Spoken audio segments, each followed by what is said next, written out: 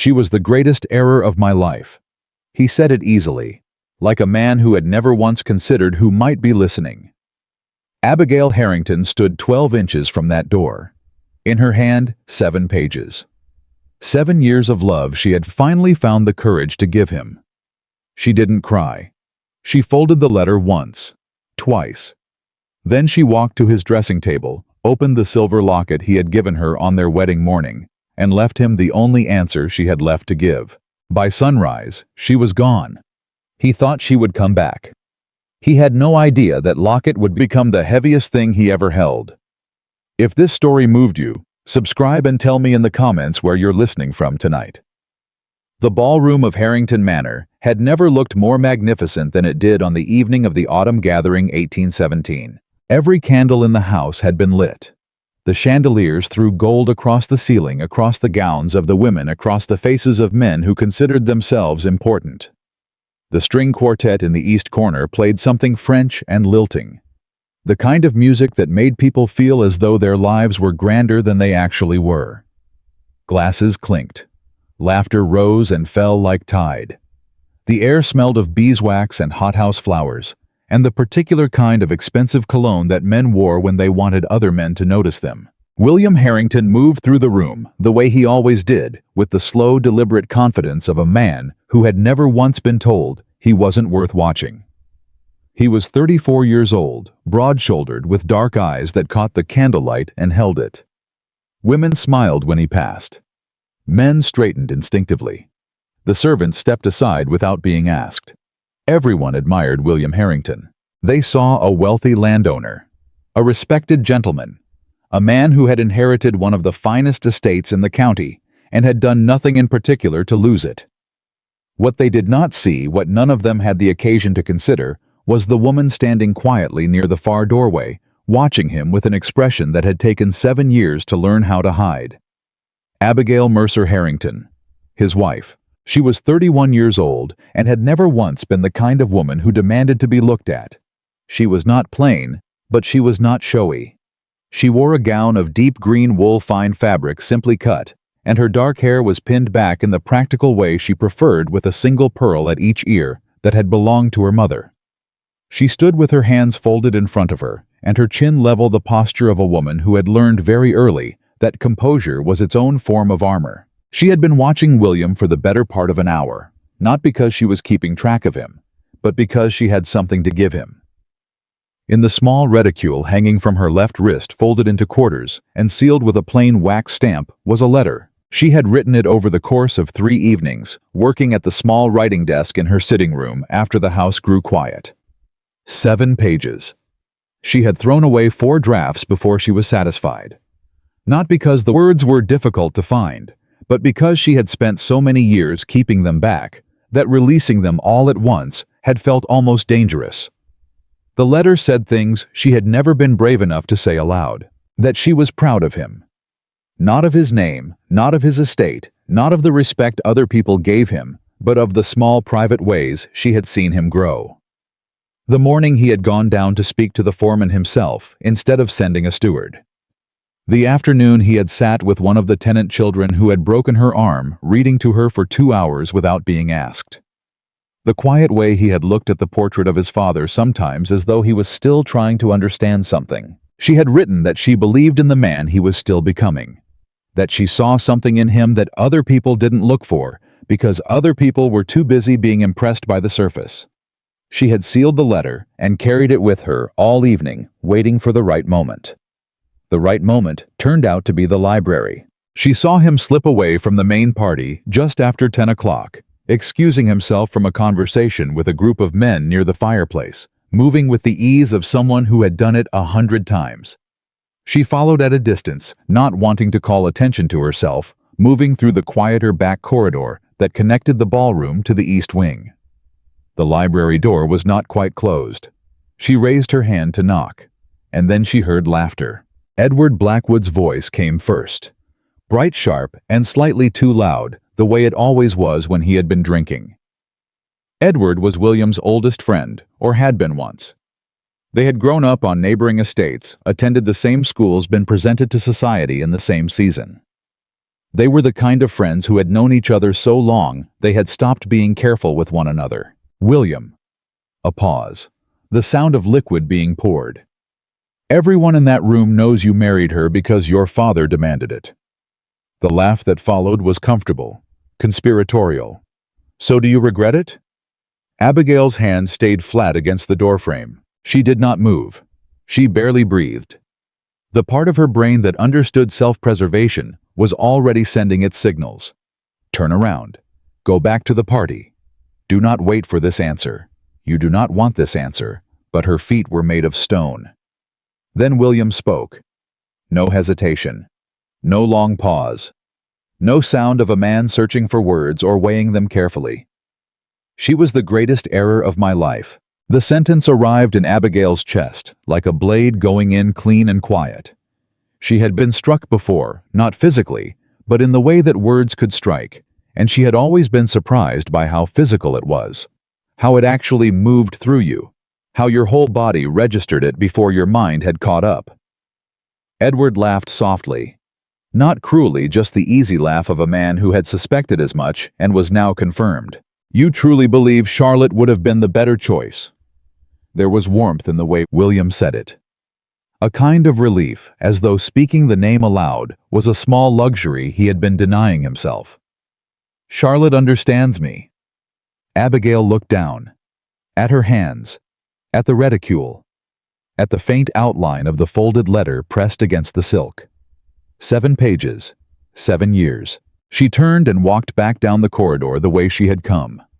She moved quietly and steadily the way she had learned to move through William's house, through her house, without drawing notice. She passed 2 servants carrying empty trays. She passed a cluster of guests who didn't look up. She walked until she found the small sitting room off the back hallway, the one nobody used during parties because it had no fireplace, and she went inside and closed the door behind her. She stood in the dark for a moment. Then she took the letter out of her reticule. She unfolded it all 7 pages carefully, smoothing each one flat against her palm. She read the first 2 lines. Then she tore it in half. Then she tore each half again, not with violence, not with shaking hands or crying or anything that anyone might have heard through the door. With the quiet, deliberate precision of a woman completing a task that needed to be completed. When she was finished, she pressed the pieces together in her palm and held them there for a moment, the way you hold something before you let it go.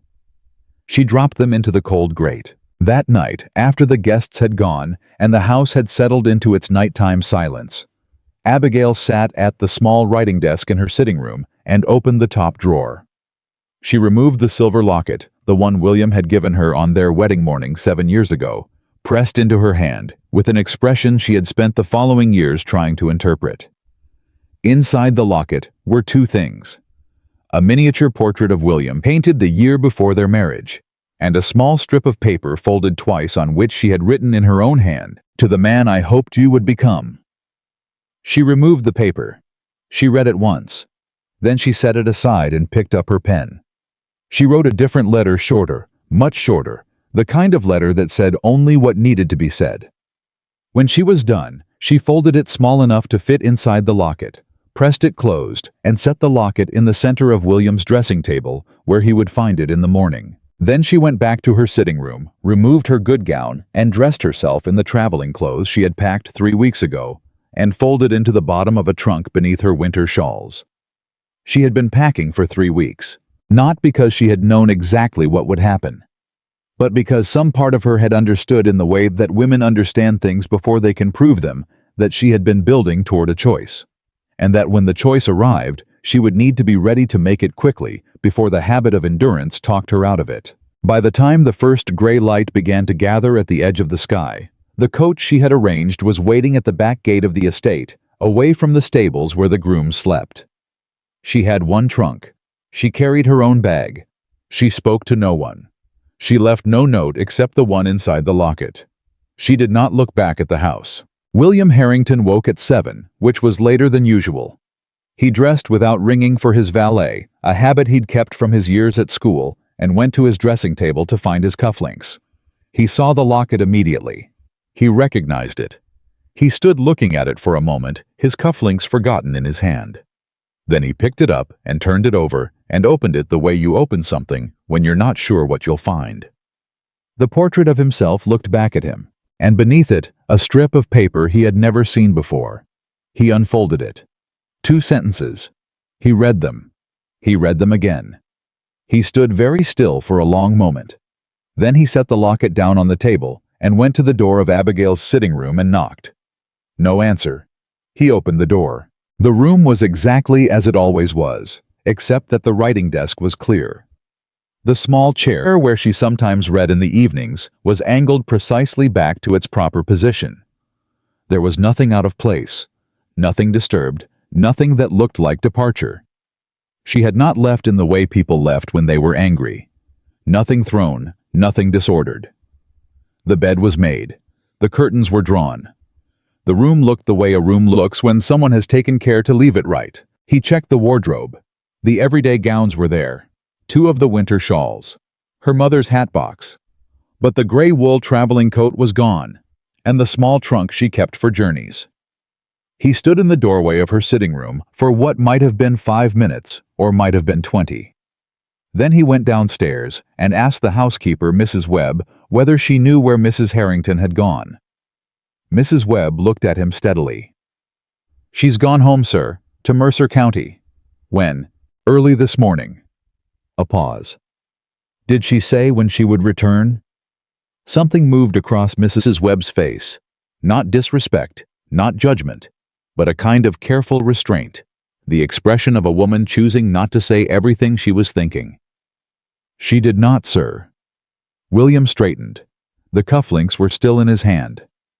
"She'll come back," he said. "Once she's had a few days with her family."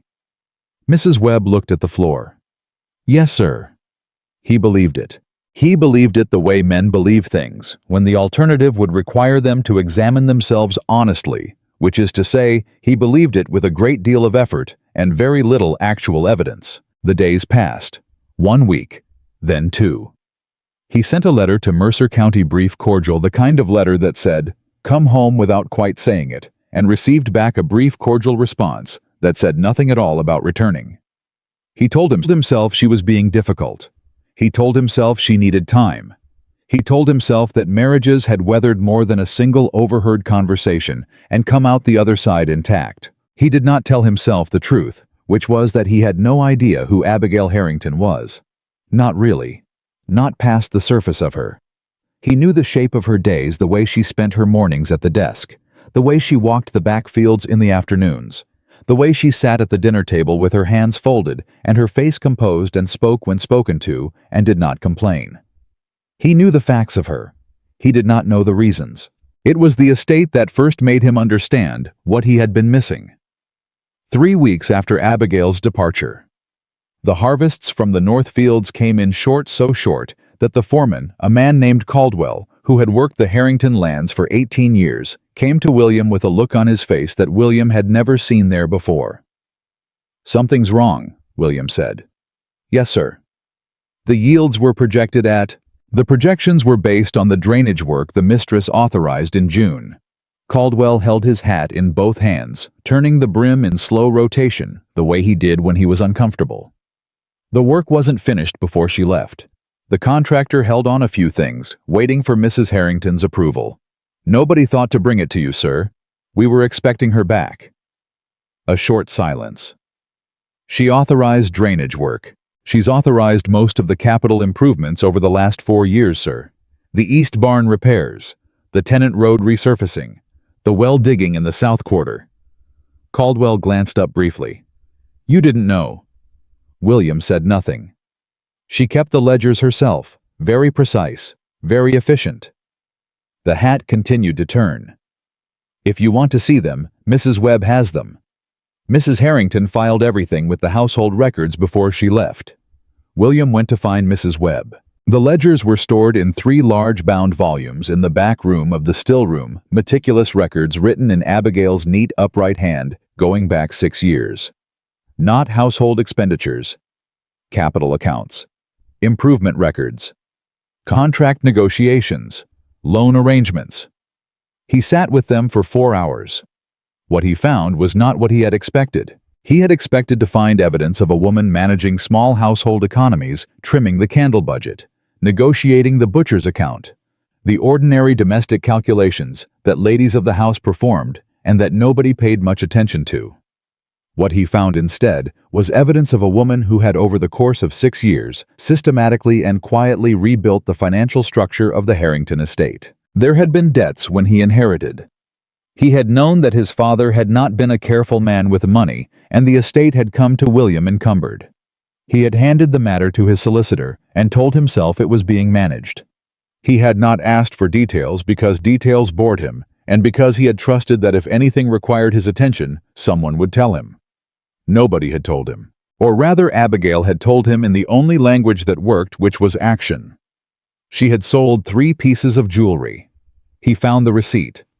Her grandmother's emerald brooch, her own pearl necklace, and the garnet earrings she'd worn at their engagement dinner, sold to a reputable jeweler in town for amounts that had gone directly to paying down the oldest of the estate's outstanding obligations. She had renegotiated the lease terms with the largest tenant farmer, a man named Bright, who had held the East Quarter for 30 years at rates that were more favorable to the estate, but structured in a way that also reduced Bright's immediate burden, making him a more reliable, rather than a more resentful tenant. She had personally corresponded with 2 of the estate's creditors' letters, written in her own name, with careful and persuasive arguments about restructured payment schedules, and had obtained terms that bought the estate years of breathing room that it had badly needed. She had done all of this quietly, without drama, without ever once mentioning it to him. He found Caldwell in the east barn the next morning. "Why didn't anyone tell me?" His voice came out rougher than he intended. Caldwell looked at him directly.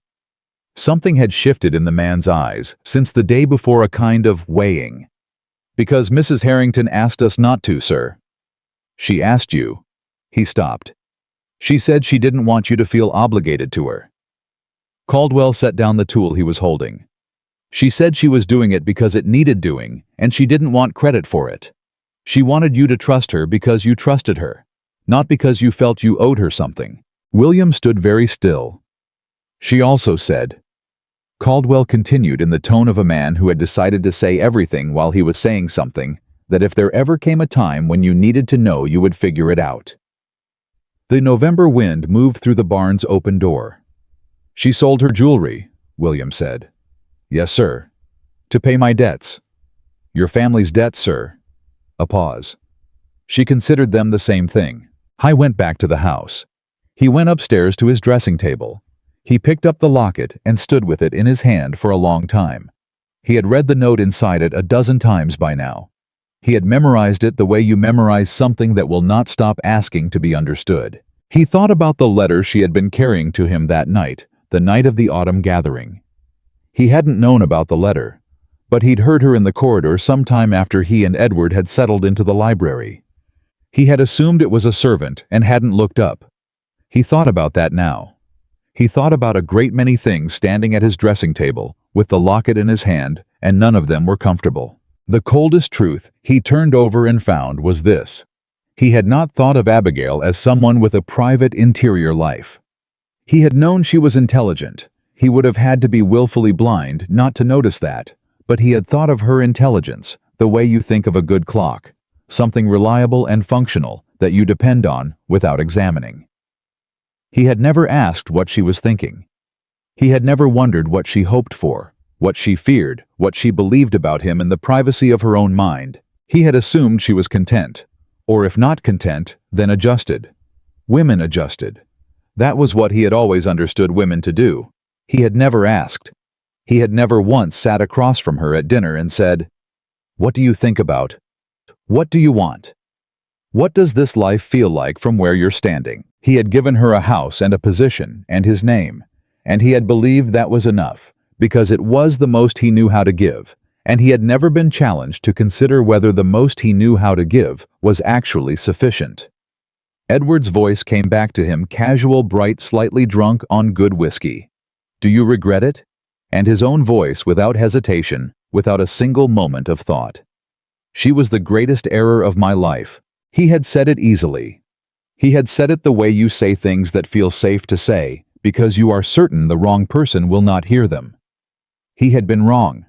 Not just about who was listening. He had been wrong about everything that came before the listening. Every evening, he had come home to a house that was warm and orderly, and financially stable, and he had walked through it without once asking why.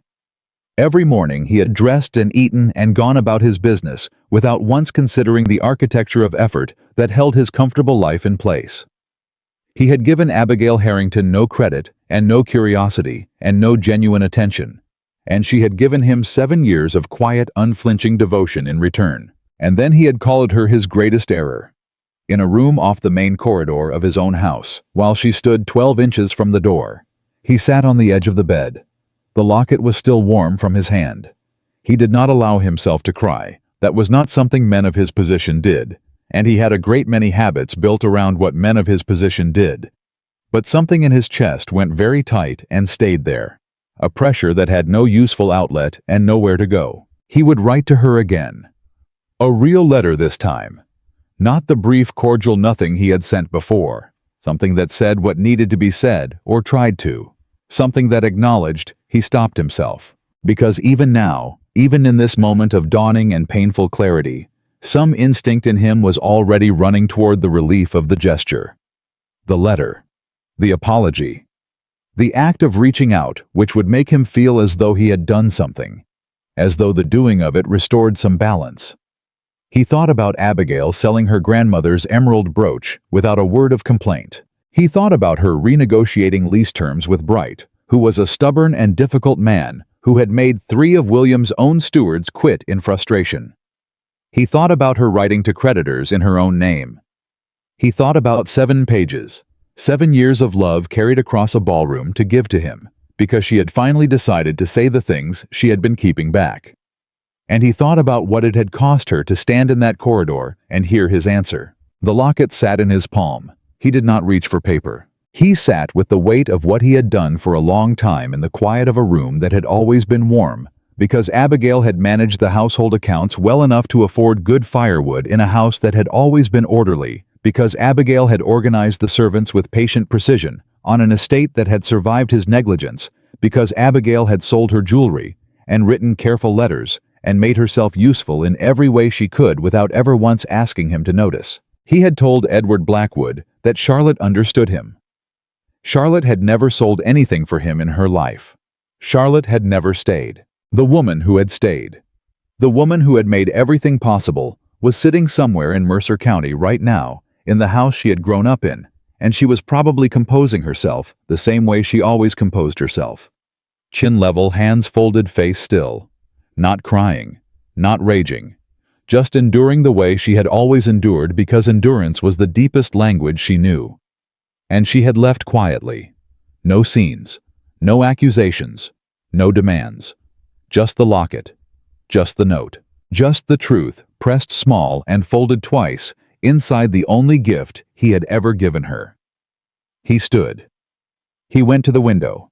Outside, the Harrington lands stretched to the tree-lined fields. Fence rows, tenant cottages, the river bend that marked the eastern border. His inheritance, his responsibility.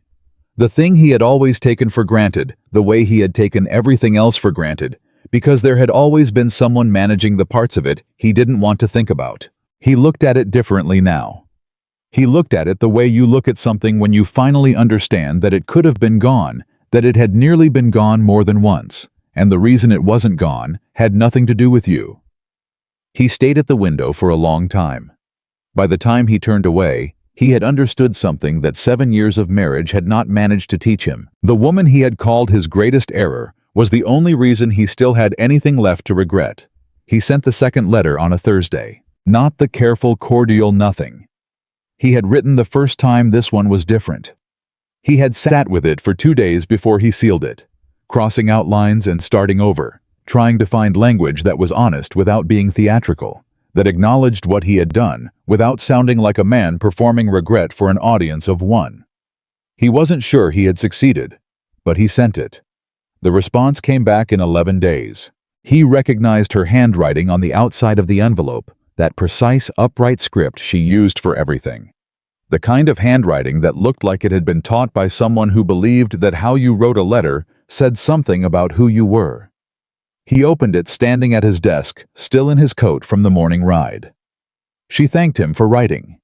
She hoped the estate was managing well in the change of season. She mentioned that her sister's youngest had recovered from a fever. She said nothing about returning. He read it 3 times, looking for something between the lines, some signal, some opening, some evidence that the door had not been fully closed. There was nothing. The letter was polite in the way that a closed window is polite. It let in no air. He folded it and put it in the top drawer of his desk and stood there for a moment with his hand still on the handle. Then Caldwell knocked on the study door. "Sorry to interrupt, sir. There's a problem with the south quarter fence line." William straightened. "What kind of problem?" "The kind that was going to be a problem last spring, sir. Mrs. Harrington had scheduled a repair crew for April. When she left, the order got lost. The contractor thought we'd canceled." He closed his eyes briefly. "How much damage?" "3 sections down. Bright's cattle have been in the south field for going on 2 weeks. He's not happy about it, says the damage to his stock's routine is our responsibility." "Bright is never happy." "No, sir. But he's less happy than usual, and when Bright is less happy than usual, he talks to the other tenants." William was already reaching for his coat. He spent the rest of that day with Caldwell walking fence lines and listening to Bright, a wide-weathered man of 60, who had the particular stubbornness of someone who had outlasted 3 landlords and expected to outlast a 4th, lay out his grievances with methodical precision. Bright didn't shout. He never shouted. He simply stated things as though they were geological facts, immovable and ancient, and waited for you to accept them. "Your wife understood how this land works," Bright said at one point. "Not as a complaint, just as an observation, the way you state that water runs downhill." William kept his expression neutral. She had an interest in the working sides of things. Bright looked at him for a moment, with the flat measuring gaze of a man who had spent 60 years reading weather and people with equal skepticism. "More than an interest, I'd say." They stood at the broken fence line in the November cold, and William did not argue. That evening he went back to the ledgers. He had looked at them once before, had sat with them for 4 hours and come away shaken. Now he went back with different eyes, and what he found was worse than what he had found the first time, because the first time he had been looking at facts, and the second time he was looking at patterns. And the pattern told a story he had not been prepared to hear. Year 1 of their marriage, the estate's primary creditor had been threatening foreclosure proceedings on the north property. William had known this in a general way. He'd received a letter from his solicitor, which he'd handed back with instructions to handle it. The ledger showed what handling it had actually looked like. Abigail had attended 2 meetings with the creditor's representative herself in William's name, armed with a repayment proposal she had constructed from the estate's remaining liquid assets. She had secured a 12-month extension. She had done this in the first 6 months of her marriage, when she was still learning which servants were reliable and which corridors the drafts came through worst in winter. Year 2, a failed harvest in the East Fields, had put them behind on tenant agreements. The ledger showed 17 individual conversations, not letters. Conversations notated by date between Abigail and the various tenant farmers, renegotiating terms one by one. Bright's name appeared 5 times. The notation beside his final entry read, "Agreed to modified schedule. Responded better to direct conversation than correspondence. Do not send steward." Year 3, the pearl necklace, the garnet earrings, grandmother's brooch. He found the jeweler's receipt tucked into the back of the second volume, folded small and precise. The amounts were noted in the margin in her handwriting, not hidden, just filed. The way you file something that is a fact of record, not a drama. He held the receipt for a long time. He had given her those garnets himself. A Christmas gift their second year. He had chosen them because he knew she liked red. She wore a red shawl sometimes in the evenings, and because the jeweler had said they were elegant without being ostentatious, and he had thought that suited her. She had thanked him with that composed, careful smile she wore for things she actually appreciated but didn't know how to receive. He had not known she'd sold them. He had not noticed they were gone. That landed in him like a stone in still water, slow, heavy, spreading outward in ways he couldn't stop. He had not noticed they were gone. What kind of man lives alongside a woman for 7 years and does not notice when she sells the Christmas gift he gave her? What kind of man accepts the warmth and order and financial stability of his own home without ever once wondering what it cost? What kind of man hears his wife described by his tenant farmers as the one who understood how the land worked and registers it only as a faint, uncomfortable surprise? The kind of man William thought, who had been told all his life that things would be managed and had never had cause to ask by whom. He closed the ledger. He did not sleep well that night. He hadn't slept well in weeks if he was honest about it. The house felt different without her in it. Not quieter exactly, but less organized somehow. Less purposeful. Things happened slightly slower. Requests got slightly more muddled. Small problems that had previously resolved themselves before he noticed them now required his direct attention. The machinery of the household ran, but it ran with a friction that hadn't been there before, and he was beginning to understand that the friction had always been there, and Abigail had simply been the grease. He got up before dawn, dressed himself, and went to find Mrs. Webb. She was in the kitchen when he found her supervising the morning bread. She turned when he came in, and her expression shifted in that way it always did. Now careful, watchful, the look of a woman who was choosing her words in advance. "Mr. Harrington? How long have you known?" He didn't bother softening it. "About the ledgers, the jewelry, the meetings with the creditors. How long has the staff known?" Mrs. Webb looked at him steadily. "Since the beginning, sir. And none of you thought to mention it to me."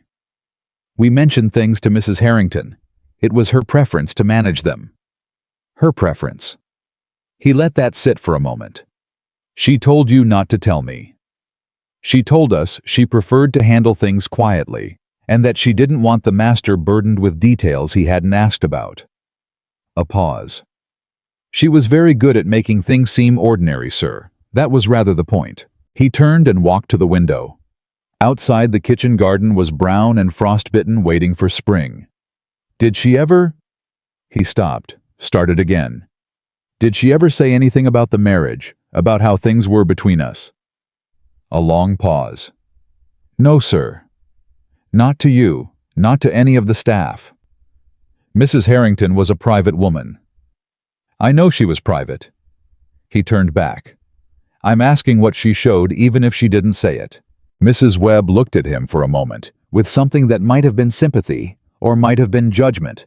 It was difficult to tell which with her. "She worked harder after the autumn parties than at any other time of year, sir. Every year. The week after the autumn gathering, she would spend 3 or 4 days going through accounts, writing correspondence, reviewing the land reports. She always said she had fallen behind." Mrs. Webb paused. She hadn't fallen behind. She was always ahead. But she worked harder in that week. Every year. Without exception. He didn't ask why. He already knew. The autumn gathering was when William socialized most actively. When he was most himself, the version of himself that other people admired and wanted to be near. The version that was charming and assured, and entirely oblivious to everything happening in the quieter rooms behind the main party. And Abigail, who had watched that version of her husband move through a room full of people who adored him, had come home every year and worked harder. Not out of spite, not out of competition, out of love. Out of the quiet, unreturned, uncelebrated love of a woman who had decided that if she could not have his attention, she would at least keep his estate standing. He made 3 decisions before he went back upstairs. The first, he would write to Abigail again. A real letter this time, not an explanation, not a justification, but an accounting. Everything he had found in the ledgers, every debt she had paid, every negotiation she had conducted, named, dated, and acknowledged. He would write it all out in plain language, not because it would bring her back, but because she deserved to know that he finally understood what she had done. The second, he would begin managing the estate himself. Not through Caldwell, not through the steward, not through a chain of intermediaries that allowed him to remain pleasantly ignorant of the mechanics. Himself. The way Abigail had managed it directly, carefully, with attention. The third was harder to name. It wasn't a decision exactly. It was more like an admission, the kind that doesn't go anywhere, that doesn't lead to action, that just sits in your chest and makes everything else heavier. The admission was this: he had wasted 7 years of a good woman's life by simply failing to see her. Not through cruelty, not through any single dramatic act of neglect. Through the ordinary, continuous, comfortable blindness of a man who had never been required to look. And he did not know if there was any way to make that right. He wrote the letter. 4 pages. He listed everything: the jewelry receipts, the creditor meetings, the tenant negotiations, the drainage authorization, the fence repair that had been lost in her absence. He wrote it in the way you write something when you are done being defensive, when you have run out of ways to make yourself look better and have arrived finally at the plain shape of the truth. He did not ask her to come back. He wrote, "I am telling you this because you earned the right to know that I know. Not because I deserve anything in return for knowing it, but because you carried this quietly for 7 years, and I carried nothing, and at the very minimum, you should know that someone has finally seen the weight of it." He sealed it. He sent it. This time the response came back in 8 days. It was shorter than the last one. "Thank you for writing. I am glad the accounts are clear between us now. I hope you are well. A." That was all. He read it 4 times. He noticed for the first time that she had stopped signing her full name. Just A. 1 letter. The minimum. The letter that said, "I received this. I am not unkind, but I am not coming back." He put it in the drawer with the others and went to find Caldwell. There was work to be done. There was always work to be done. And he was beginning to understand slowly, the way you understand things that go against your grain, that the work was the point. Not what the work produced, not the wealth or the reputation or the standing. The actual work. The getting up early and walking the fence lines and sitting with the tenant farmers and listening to their problems and making decisions that were sometimes right and sometimes wrong and living with both. Abigail had known that. She had known it from the beginning. Or she had learned it quickly, which was almost the same thing. He had known none of it. December came. The estate went into its winter rhythm. William spent most of his days outside, something that surprised the staff who had grown accustomed to a master who preferred the study and the sitting room and the social calendar of the county to the daily grind of land management. He started meeting with Caldwell every morning. He started walking the fields himself, rather than waiting for reports. He started knowing the tenants by name, not just Bright, but all of them. 14 families spread across 400 acres, people who had worked this land longer than he had owned it, and whose children's futures depended on decisions he made with a casualness that now struck him as close to criminal. Bright watched this change with characteristic skepticism. "You're out early," he said one morning, meeting William at the east gate, with the particular bluntness of a man who considered pleasantries a waste of both parties' time. "Fence repairs are moving slower than I'd like." "Everything moves slower than you'd like in my experience." A pause. "Your wife used to come out herself when things weren't moving." "I'm aware. She never needed telling twice about a problem. Most landowners need telling 6 times, and then they send a steward." Bright looked out over the east field. She understood that land doesn't wait for you to get round to it. "No," William agreed. "It doesn't." Bright looked at him directly, one of the few people who did anymore. "She coming back?" The word "no" formed in his mind fully and immediately certain, in a way that surprised him. "I don't know," he said instead. Bright nodded once, picked up the fencing tool he'd set down. "You should find out," he said, "before spring." He didn't answer, but he thought about it all the way back to the house. It was a week later, just before Christmas, that Edward Blackwood arrived. He came without warning, which was his habit, and had always been his habit, and which William had always found charming before, and now found simply irritating. Edward stepped out of his coach with the easy confidence of a man who expected good rooms and good brandy, and got them wherever he went, and he embraced William with the warmth of someone who had decided in advance of the visit that any awkwardness between them had been sufficiently resolved by the passage of time. "You look terrible," Edward said, pulling back and studying him. "Rural isolation doesn't suit you." "It's not isolation. I've been working." William Harrington working. A grin. Should I check outside for airborne swine? They went inside. Mrs. Webb brought brandy. Edward settled into the chair nearest the fire with the ease of a man who had sat in it 100 times, which he had. She's still not back. No. Have you gone after her? I've written letters. Edward's tone was carefully neutral. You've written letters. What would you have do? Edward ride to Mercer County and... Yes, that's precisely what I'd have you do. William set down his glass. She doesn't want... You don't know what she wants. The easy manner had shifted slightly. Something underneath it that was less comfortable. You never knew what she wanted. That's rather the problem you're dealing with, isn't it? The fire crackled. She isn't angry, William said. That's what makes it impossible. If she were angry, there would be something to meet, something to argue with. But she's just gone. Quietly. The way she did everything. She's not gone because she stopped caring.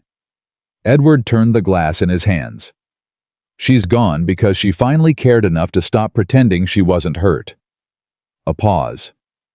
There's a difference. William said nothing. I owe you an apology, Edward said. You don't. I asked you that question. Flat, direct, no cushioning. The night of the autumn gathering, I asked you whether you regretted the marriage. I was half drunk, and I was being careless, and I didn't think about who might be nearby. And you answered without thinking the way you always do when you feel safe. Silence. She was outside the door, wasn't she? Yes. Edward was quiet for a moment. I'm sorry for that, he said finally. I'm genuinely sorry. I was thoughtless, and it cost you something real. It cost her something real, William corrected. The precision of it surprised him as it came out. It cost her the most. Edward looked at him for a moment. You've changed. I've had time to think. No, it's not that. Edward tilted his head slightly. You've never apologized for anything in your life.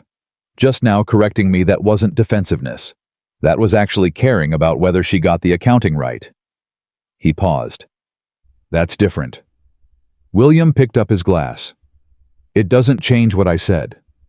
No, but it changes who you are when you say you said it. They sat for a while without talking. The fire burned down. Mrs. Webb brought more wood without being asked, the way she always had, and William watched her do it, and thought about all the things that happened in this house, without being asked, all the small careful attentions that kept it livable, and he thought about the woman who had organized all of it with quiet precision, and who now was not here. She sold her jewelry, he said, not to Edward really, just into the room. What? To pay down the estate debt, 3 pieces, including the garnets I gave her at Christmas. He looked at the fire. I didn't notice they were gone. Edward was quiet. She never said a word. She never asked for credit. She just did it and filed the receipts and kept working. He turned the glass in his hands the way Caldwell turned his hat brim. What kind of woman does that? The kind, Edward said carefully, who loves someone more than she loves being owed. The sentence landed cleanly and stayed. The kind who loves someone more than she loves being owed. He had owed Abigail a great deal. He owed her the estate in a very real and literal sense. He owed her 7 years of his comfortable life. He owed her peace of mind about debts he hadn't known were resolved, and repairs he hadn't known were completed, and tenant relationships he hadn't known were being maintained. He owed her, and she had never once called that in. Never used it as leverage. Never mentioned it at a dinner party, or in a pointed conversation, or even in the quiet of a difficult evening, when she might have had every justification to say, "You do realize what I've given up for this." She had simply given it, because she believed in the man she thought he could become. He thought about the letter he'd found in the locket. Not the letter she had left him when she went, the short final one he had memorized by now. He was thinking about the letter she had written to give him. The 7 pages he had never read because she had torn them up before she could give them to him, because he had answered Edward's question before she could knock on the door. He would never know what those pages said. He was coming to understand the specific and irreducible shape of what he had lost. Not a wife, not a household manager, not someone to maintain the illusion of a stable marriage before the county's social calendar. He had lost 7 pages. He had lost the version of himself that a woman had believed in enough to write down. And there was no recovering that, no letter he could send, no accounting of debts acknowledged, no changed behavior over any number of months that would restore what had been written in that letter, because that letter was gone, and the woman who had written it had folded something irrecoverable into those pages when she tore them up. She had folded her hope. Edward left 2 days after Christmas. He embraced William at the door, held him by the shoulders for a moment, in the way men did when they were trying to say something they didn't have words for, and then got back in his coach. "Go to Mercer County," he said through the window. William said nothing. "Not to bring her back, just to see her, just to let her see that you know." The coach moved off down the front drive. William stood in the cold for a moment. Then he went back inside to the desk, to the ledgers, to the work he was learning to do with his own hands, because it was the only honest thing left to him. January arrived hard. The coldest in several years. The kind of cold that found the cracks in every structure and widened them.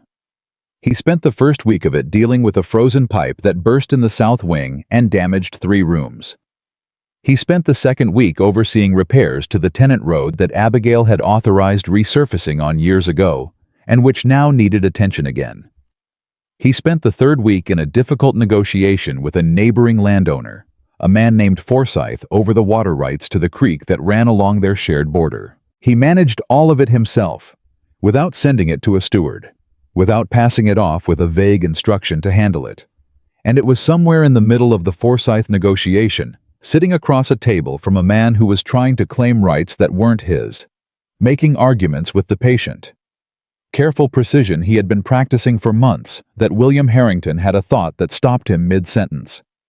Abigail would have done this better. Not just differently. Better. She would have found the angle that moved Forsyth without making him feel defeated, because she had an instinct for understanding what people needed to feel in order to agree to things. She had shown that instinct in every tenant, negotiation, every creditor meeting, every quiet household decision that had kept 17 people employed and 12 families stable. He had that instinct nowhere in him. He had charm. He had authority. He had the natural confidence of a man who had always been told he was worth listening to. But he did not have what Abigail had, which was the ability to listen to what someone actually needed rather than what they were saying. And that was not something you could acquire in 6 months of trying harder. That was something you either had or you learned from someone who did. He finished the negotiation. He got the water rights. He walked out into the January cold and stood in the yard for a moment, breath clouding in the air. He missed her. Not as a convenience. Not as a manager. Not as the woman who kept his house running and his accounts straight. He missed her. The specific person of her. The way she sat at the dinner table with her hands folded and said something precise and observant, and then immediately deflected from it, as though she was embarrassed to have said something worth hearing. The way she handled a difficult conversation, the absolute steadiness of her, the refusal to perform emotion, she wasn't feeling or withhold it when she was. The way she had looked those last evenings before the autumn gathering, working at her desk in the sitting room, not unhappy, but concentrated in the way of someone doing something that mattered to them. He had walked past that sitting room 100 times without stopping. He had never once knocked on the door and asked what she was working on. He stood in the January cold and understood with the clarity that only comes from the complete absence of anything you've taken for granted, that he had been given something extraordinary and had treated it as ordinary, and that was not something you could apologize for in a letter. That was something you had to carry. The weight of it didn't go away when you acknowledged it. It became part of you, the way an old injury becomes part of you. Not always sharp, but always there. Always real. Always reminding you of the moment you weren't careful enough. He went inside. He wrote to her again. Not asking for anything. Not explaining himself. Just telling her about the Forsyth negotiation. About the frozen pipe. About the conversation he'd had with Bright last week, when Bright had said without preface or ceremony that the South Quarter had never been better managed, and then immediately changed the subject the way Bright always did, when he accidentally said something kind. He wrote, "I thought you would appreciate knowing that Bright almost paid someone a compliment yesterday." He recovered quickly. But it was a near thing. He sent it. He did not expect much. What came back 10 days later was something he read 3 times before he could fully process it. She had written a paragraph. Not pleasantries. Not careful closed-window politeness. A paragraph. She had written, "Bright once told me in the 2nd year of my tenure as a Harrington that the land didn't care who owned it, only who paid attention to it." I thought it was the most efficient compliment I had ever received. I wrote it in the margin of the East Field report and have thought about it several times since. I'm glad he's talking to you. He doesn't talk to people he hasn't decided are worth talking to. He read it 4 times. Then he sat at his desk for a very long time, because it was the first thing she had written to him that sounded like her. Like the real her, not the careful, composed, self-protective her, but the her that observed and remembered and found the precise language for things that other people let go unnamed. The her that he had glimpsed sometimes across a dinner table or in a rare moment when she forgot to moderate herself. The her that had written 7 pages and carried them across a ballroom, and something in him that had been very tightly closed opened just slightly. Not hope exactly. He had no right to hope. But something adjacent to it. Something that recognized that she was still in there, that the closed window hadn't become a wall, and that if he continued to behave like a man who was genuinely, irrevocably changed, and not like a man who was performing change in order to get something back, she might eventually let him hear a little more of that voice. Outside, the January cold was giving way to the first uncertain hints of February. The ground was still hard, the river was still partially frozen, but the light was different, slightly longer, slightly warmer at the edges, the way it got just before things started growing again. He picked up his pen. He wrote back. He told her about the ledger entry. He'd found the one from year 2, where she'd noted that Bright responded better to direct conversation than correspondence. He told her it had made him laugh the first time he'd read it, and that he'd thought about it every time he'd had to deal with Bright since. He told her that he had started walking the East Field himself on Tuesday mornings the way she used to. He wrote, "I understand now why you did it. The land looks different when you're standing in it rather than reading about it in a report. I don't know how you figured that out before I did." He sealed it. He sent it. And he sat back and thought about Mercer County, about a woman sitting in the house she had grown up in, probably at a writing desk, not unlike the one she had left behind, with her hands folded and her face composed and her mind working at whatever she had decided to turn it toward, now that she wasn't spending it on him. He thought about riding there. He thought about Edward's voice, not to bring her back, just to see her, just to let her see that you know. And he thought about what Abigail had written in that final note, the one in the locket. The 2 sentences he had memorized without meaning to. "You will not find what you are looking for where you have always looked, and I will not be where you left me." He understood the first sentence now. He was only beginning to understand the second. The letters kept coming. Not every week, not with any forced regularity, nothing that smelled of strategy or calculation. William wrote when something happened worth telling her about, which turned out to be more often than he had expected, because the estate was full of things happening now that he was paying attention. He wrote about the East Field drainage finally completed in February by a crew he'd supervised himself. He wrote about a dispute between 2 tenant families over a shared well, which he'd mediated badly the first time and better the second. He wrote about a mare in the South Stable who had delivered a foal in the middle of a snowstorm at 3 in the morning, and how Caldwell had arrived 20 minutes after William had already been there, and how the look on Caldwell's face when he found the master of the estate, crouched in the straw with his coat off, had been. William admitted possibly the most honest expression of shock he had ever witnessed from the man. He wrote these things the way he would have told them to a friend, without embellishment, without subtext, without the careful diplomatic layering of a man trying to present himself favorably. Just the plain specific shape of days he was learning to live differently. Her responses lengthened, not dramatically, not all at once, but the paragraph she had written about Bright became 2 paragraphs and then 3. And somewhere in the middle of February, she sent him a letter that was 2 full pages, the longest she had written since she had left, in which she described with the dry, precise wit.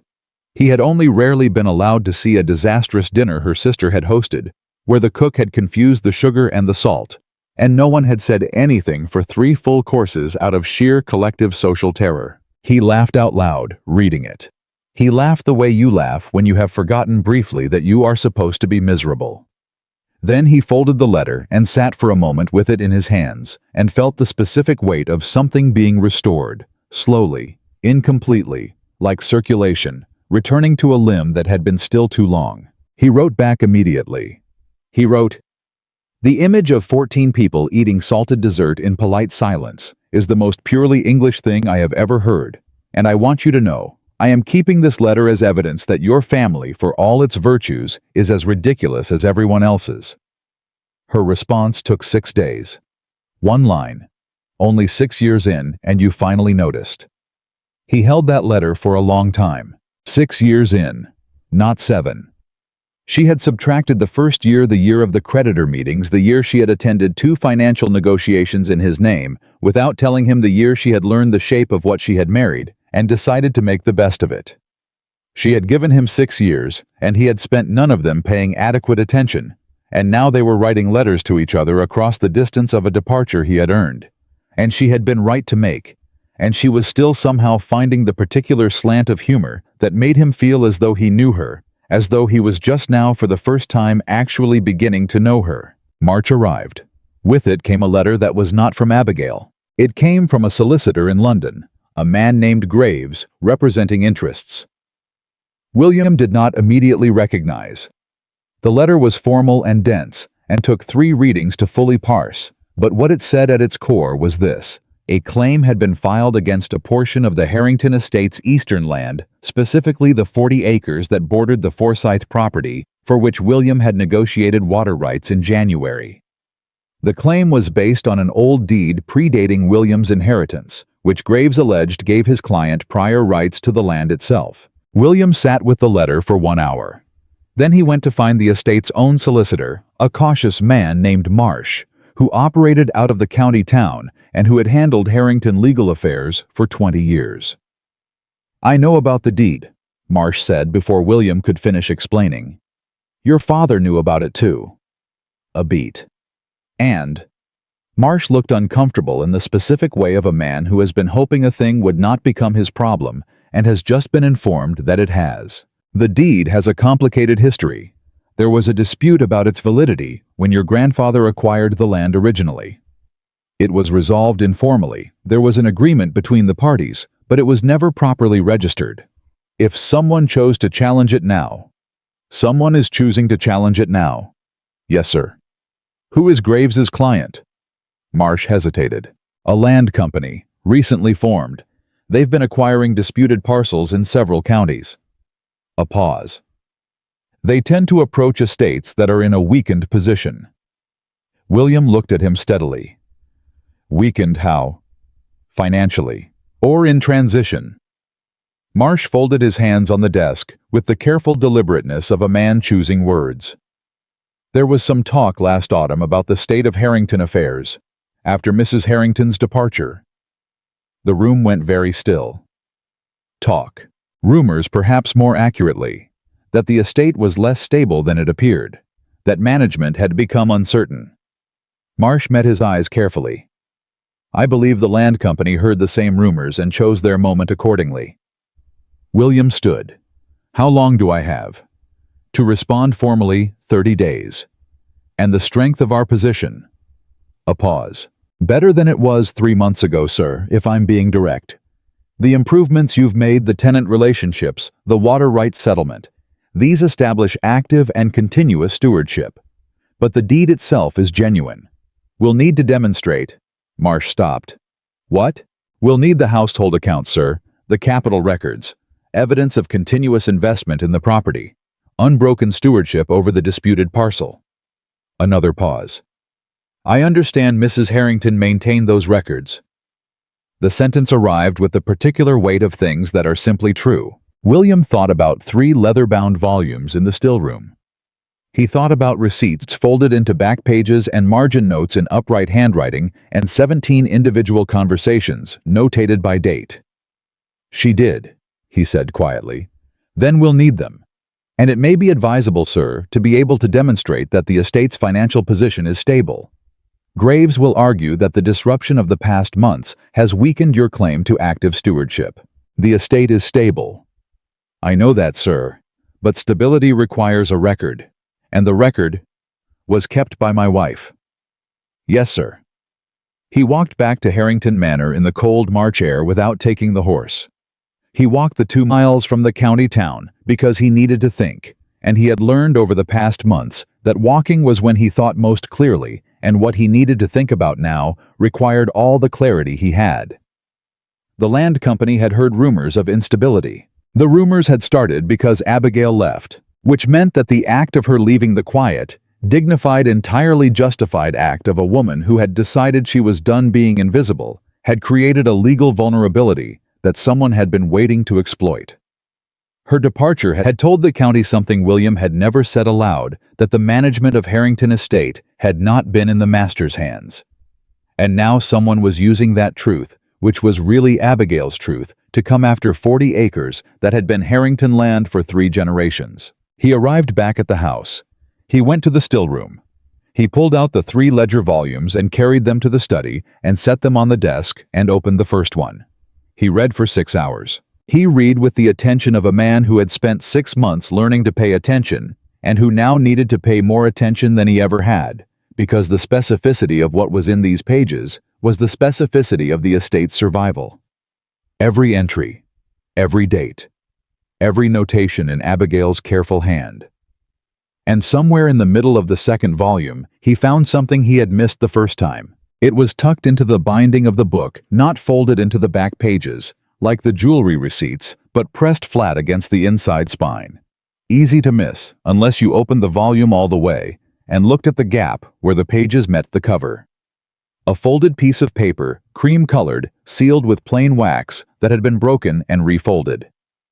He took it out. He opened it. It was not a financial record. It was not a notation or a receipt or a page from the correspondence files. It was a letter, addressed to no one. He recognized the handwriting, the same upright, precise script from all 3 volumes. But the handwriting here was slightly different, less controlled.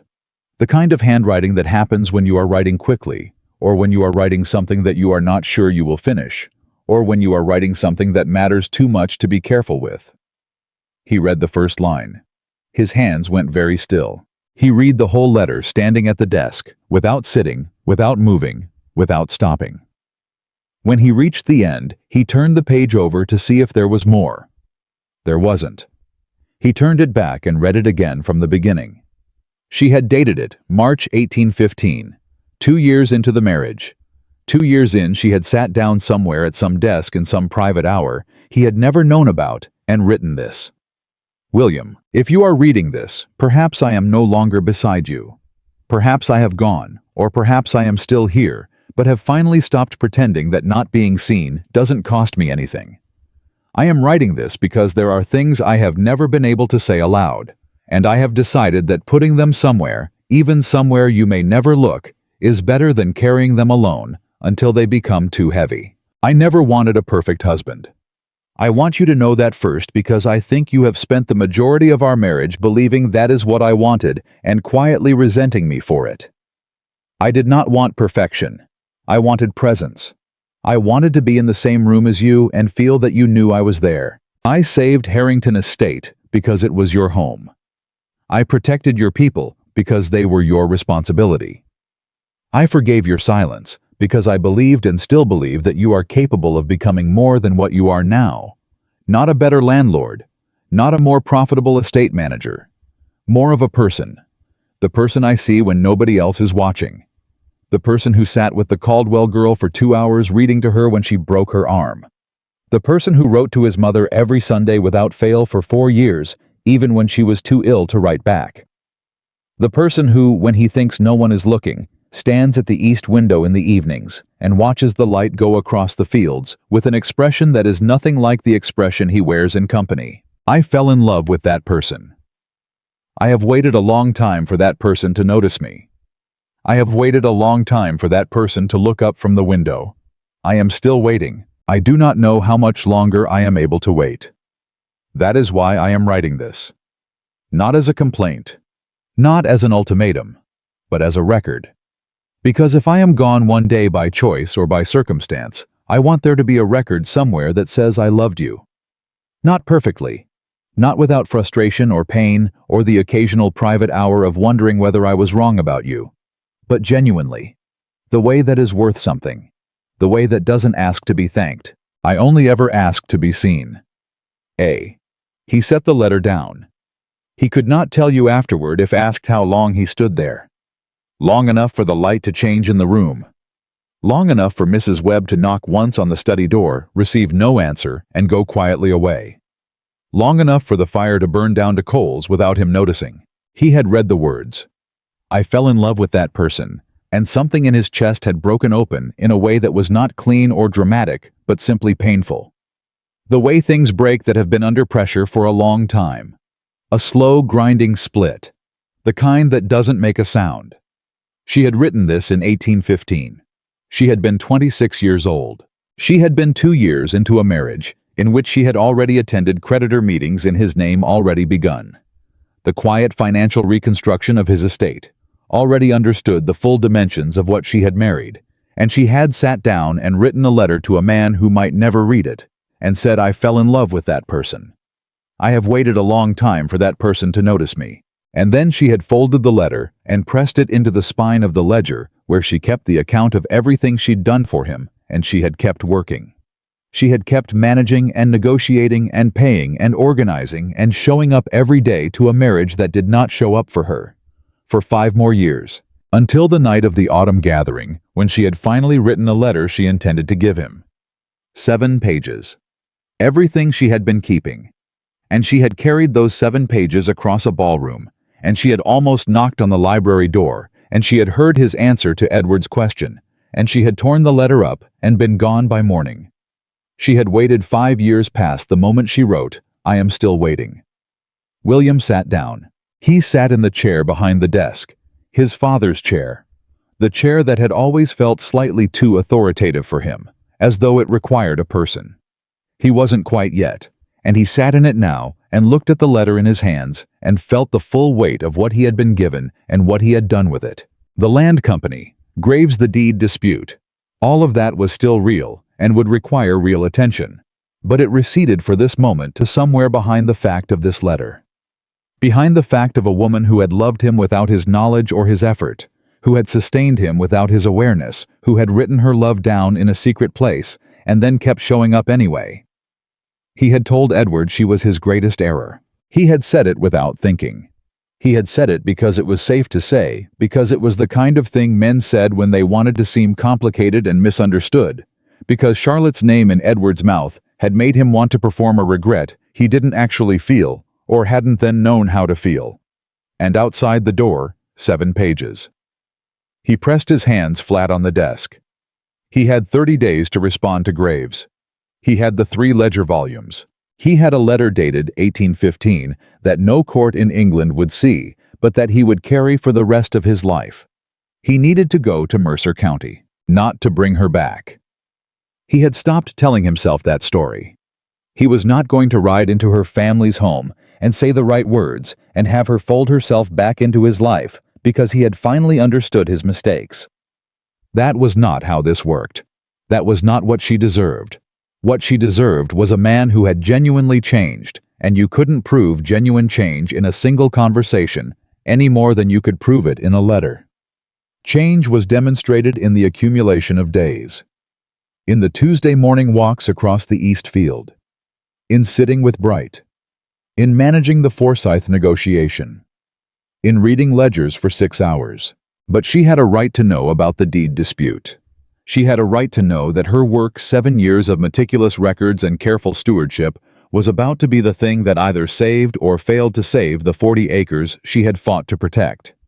She had a right to be consulted because she understood these accounts better than anyone alive, and because it was her knowledge and her labor that the law was now asking him to produce.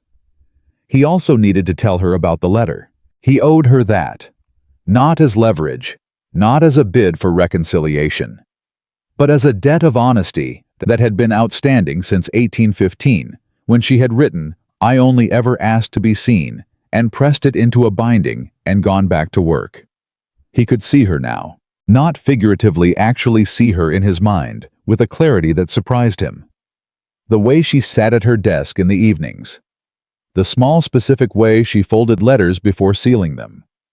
The way she had looked at the autumn gathering in the green wool gown, not trying to be noticed, not competing with the room, just standing quietly near the doorway, with a reticule on her wrist and 7 pages inside it, and the composed, careful face of a woman who had decided to be brave. He had walked past her that evening. He had walked past her without stopping. He thought about her face, not the composed face, the other one, the one he had seen only a handful of times in unguarded moments, when she had read something funny and forgotten he was in the room.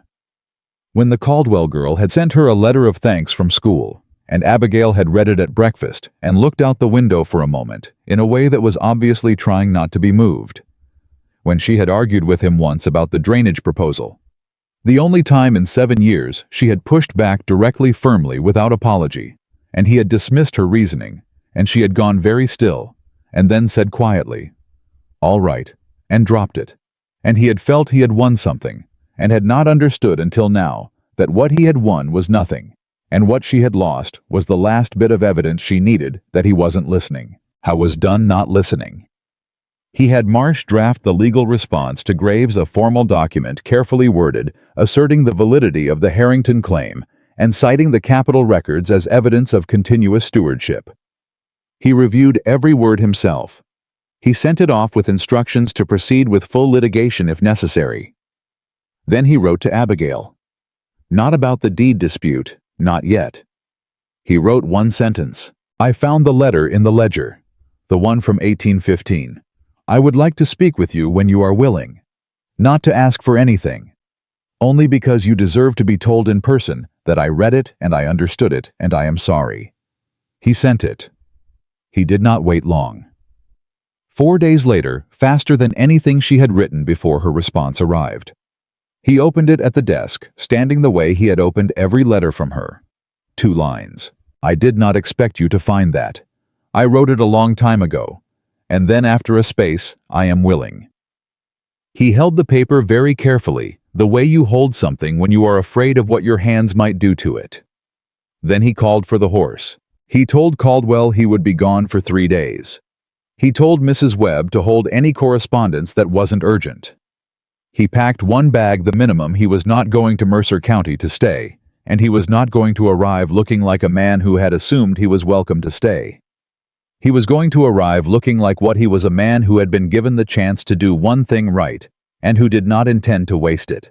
The road to Mercer County was 2 days on horseback in good weather. The weather in March was not good, but it was not impossible. He rode the first day straight, stopping only to rest the horse, not staying anywhere. He would have to make conversation. He stayed at a coaching inn the first night and sat in the public room eating something he didn't taste and thought about what he was going to say. He had not prepared a speech. He had tried in the first few miles to construct one, the kind of careful, organized argument that was natural to him, that laid things out in order and built toward a conclusion. But everything he built collapsed under the weight of its own insufficiency. There was no speech adequate to what she had written in that letter, and trying to construct one felt like the old habit. The habit of performing, of presenting the polished version of himself, of managing the impression he made, rather than simply being the person he had become. He arrived in Mercer County on the afternoon of the second day. The Mercer house was smaller than Harrington Manor by a considerable degree, but it had the particular quality of houses that have been genuinely lived in, a solidity that came not from money, but from continuous loving habitation. He had been there once before, briefly, in the earliest days of the marriage. He did not remember it clearly. He remembered it better now, because now he was looking for the house that had made Abigail, rather than for the house he was expected to impress. He gave his horse to the groom at the gate. He knocked. A servant answered, looked at him with a surprise that was quickly replaced by neutral competence. "Mr. Harrington." "I wrote to Mrs. Harrington. She's expecting me." A pause, the servant's version of the same careful restraint that Mrs. Webb had mastered. "Yes, sir. If you'll wait in the front room." He waited.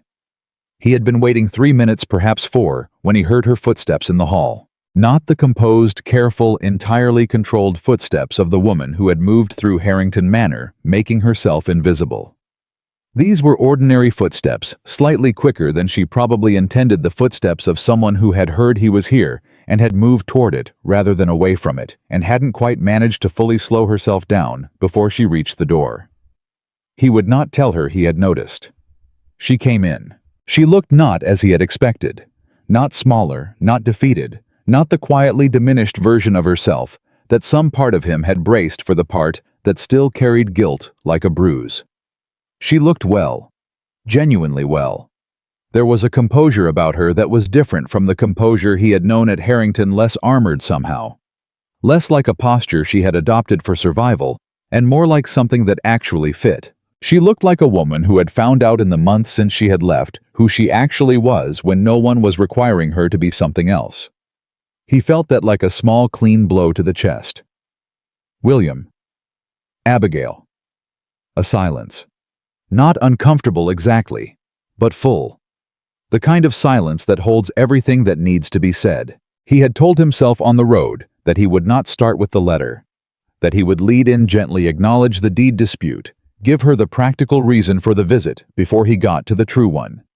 But standing in the ordinary front room of the house she had grown up in, looking at the specific realness of her, the upright posture and the folded hands and the face that was trying to be neutral and not entirely succeeding, he found that he was not capable of the careful, organized approach. "I found the letter," he said. "The one you wrote in 1815. Something moved across her face. Not surprised she had known he found it, she had his note. Something else. Something more like the expression of someone who has been holding their breath for a long time and has just been told they can stop. "I know." Her voice was steady.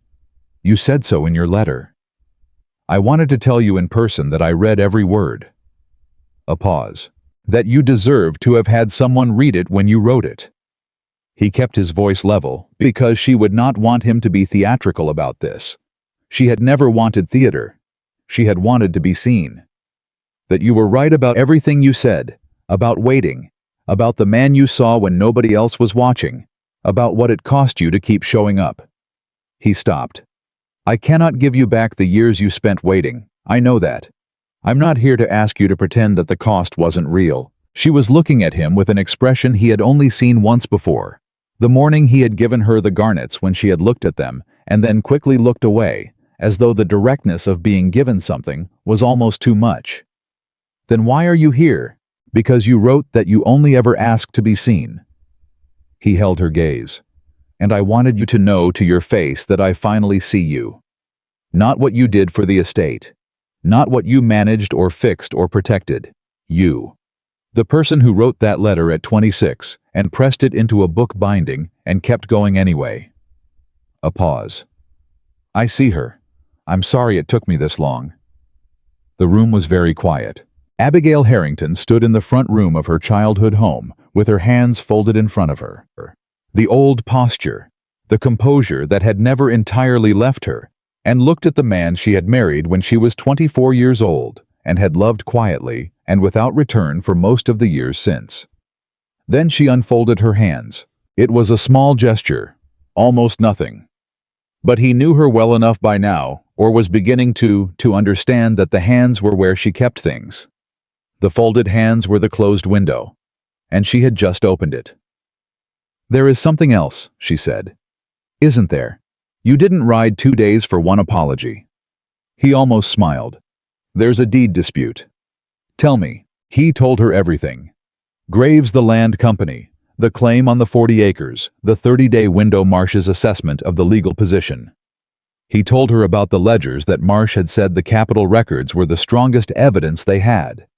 He told her he had drafted the initial response himself and sent it, but that the litigation, if it came to that, would require someone who understood the accounts in the way he did not yet fully understand them. She listened without interrupting.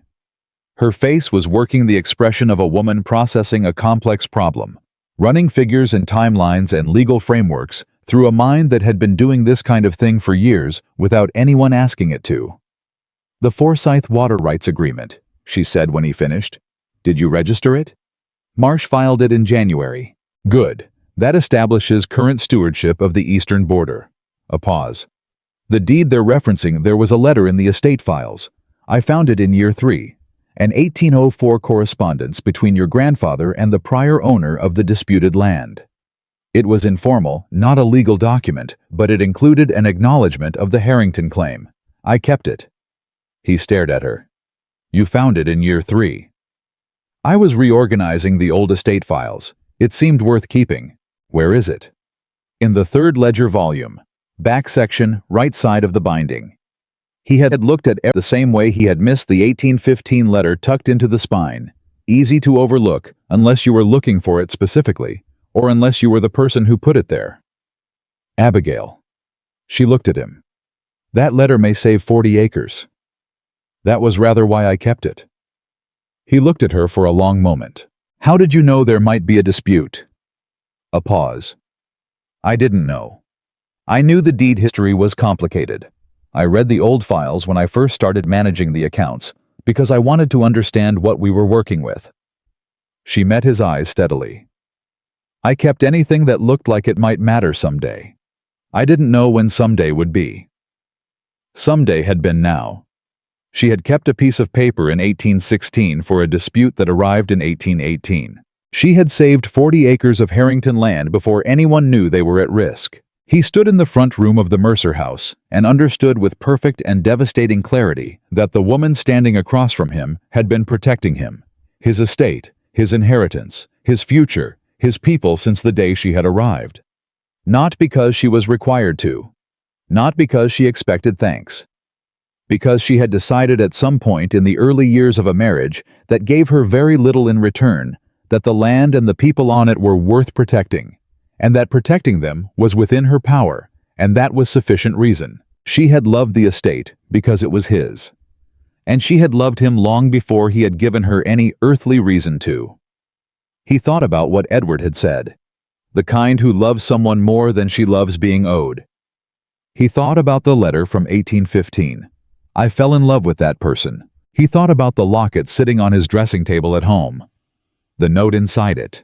2 sentences. The minimum. The closed window that had cracked open slightly over 6 months of letters and 1 honest conversation. I should let you know, he said carefully, that I intend to fight the claim, whatever it requires. The ledgers, the 1804 letter, the Forsyth registration, all of it. They will not take that land. I know you will. Something in her voice had changed. A small thing. The closed window opening a fraction more. And I should let you know, he continued, that whatever the outcome, whether you come back or whether you don't, those accounts will be maintained properly from now on. The land will be managed. The tenants will be looked after. I'm not going to let it fall apart because you aren't there to hold it together.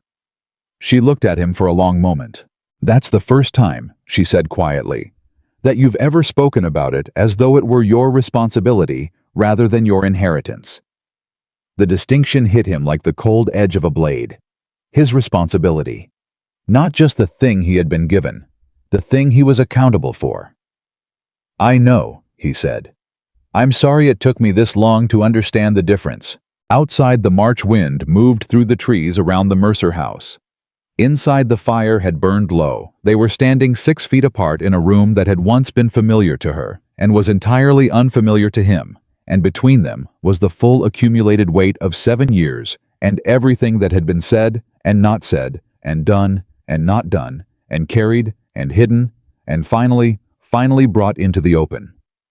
She looked at him. He looked at her. And the silence between them was no longer the silence of a closed window. It was the silence of something that was not yet decided. The silence of a door that had not quite opened, but that was no longer locked. He stayed 3 days, not because she asked him to. She hadn't asked him to stay at all. She had offered the guest room with the same quiet practicality with which she did everything. Observing that the hour was late and the road back to the coaching inn was unlit, and that there was no sensible argument for riding out in the dark when there was a perfectly adequate room available.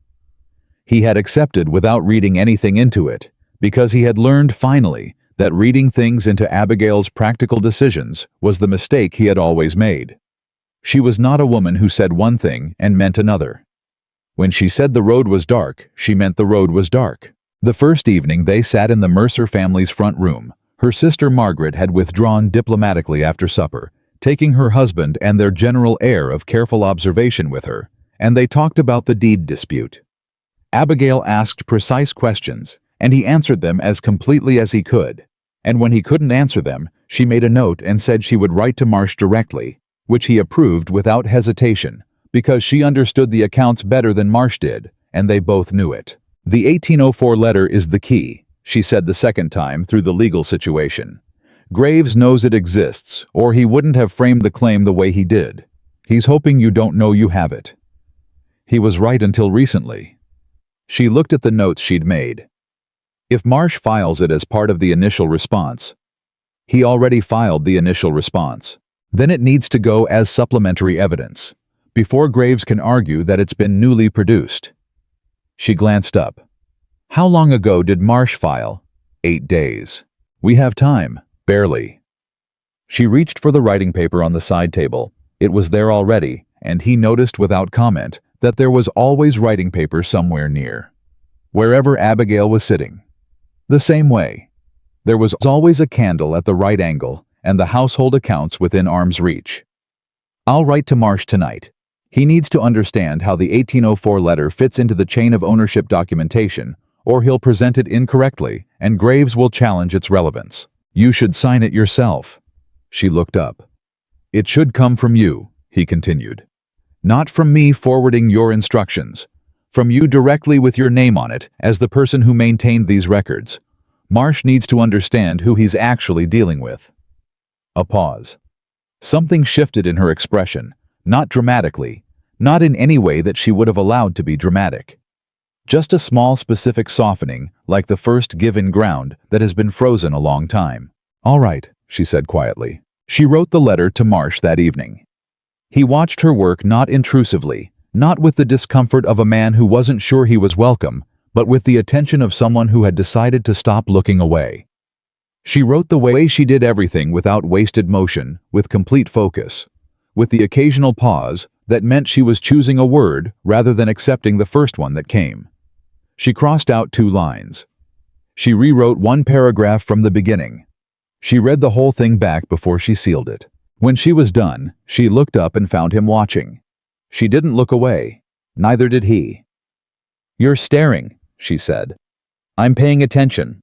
I'm told there's a difference." Something that almost became a smile. Almost. The second day was different. Margaret Mercer, now. Margaret Aldous. Married 8 years to a man who bred horses and had the comfortable, unhurried quality of someone who had never been in a hurry about anything, had decided by morning that whatever diplomacy had required the previous evening, this morning required directness. She appeared at breakfast with the expression of a woman who had been waiting for an appropriate moment and had decided that any moment she chose was appropriate. William. She sat down across from him without ceremony. "I want to ask you something, and I would prefer you answer honestly rather than correctly." He set down his cup. "All right. Why did you come here?" "I told Abigail." "You told Abigail about the deed dispute and about the letter you found." "I know. She told me." Margaret folded her hands on the table in a gesture that was so exactly like her sister's that he almost flinched. "I'm asking why you came here, not what reason you gave." The room was quiet. He thought about how to answer that, and then decided because Margaret's eyes had the same quality as Abigail's, that particular unsettling directness, that the honest answer and the correct answer were the same answer. "Because she deserved to hear it in person," he said. "Because I have spent 7 years not showing up for things that required showing up, and this was something that required it." Margaret looked at him for a long moment. "She was happy here, you know, before you came." "I know." "Not performing happiness, actually happy, for the first time in a very long time." A pause. "She started sleeping properly again. She started reading for pleasure instead of reading accounts. She helped me plant the kitchen garden in January, which she would never have done at Harrington because she was always too busy managing something. He received this without deflecting. "I'm glad," he said, and meant it. Margaret studied him. "You're different than I expected. Different than I was, I think. I'm not sure how much." "Abigail thinks you're different." He looked up. "She said that?" "She said—" Margaret paused, choosing her words with a care that reminded him powerfully of her sister. "She said that the man who wrote those letters was not the man she married. She wasn't sure what to do with that." He was quiet for a moment. "Neither am I," he said honestly. Margaret left him with that and went to find her husband, and William sat at the breakfast table for a while longer than was strictly necessary, turning his cup in his hands. Abigail appeared in the doorway 20 minutes later. She had been out to the kitchen garden. There was mud on her boots, which she had clearly not noticed yet, and a strand of dark hair had come loose from its pin. She looked entirely unlike the composed, careful woman he had watched manage his household for 7 years. She looked like herself. It hit him, that thought. Like herself. As though the version he had known was the performance, and this was the person underneath. "Margaret interrogated you," she said. "Not a question. She asked me a direct question, and I answered it." "What question?" "Why I came." She came into the room, sat down, poured herself tea. The ease of the movement, the ordinary domesticity of it, the complete lack of the self-consciousness she had always carried in his house was something he noticed and filed quietly away. "And what did you tell her?" "The truth." She looked at him over the cup. "Which was, that you deserve to have someone show up. That I've spent 7 years not doing that, and I was trying to do it now, even imperfectly, even too late." The cup went down. "You keep saying too late," she said, "as though the question is already settled." "Isn't it?" She was quiet for a moment. Outside, Margaret's husband was saying something to one of the grooms. The horse in the near paddock moved and snorted. Ordinary sounds. Ordinary morning. "I don't know," Abigail said. The honesty of it stopped him. Not because it gave him hope. He was careful about hope, had been careful about it since January, had tried very hard not to build toward a conclusion she hadn't offered him. But because she had said, I don't know, instead of no, and Abigail, who was the most precise person he had ever met, did not say things she didn't mean. "You asked me to come when I wrote about the letter," he said carefully. "You didn't have to." "No." "Why did you—" A long pause. "Because I wanted to see," she said at last, "whether the man who wrote those letters was real, or whether he was a version of yourself you were performing for me." She met his eyes.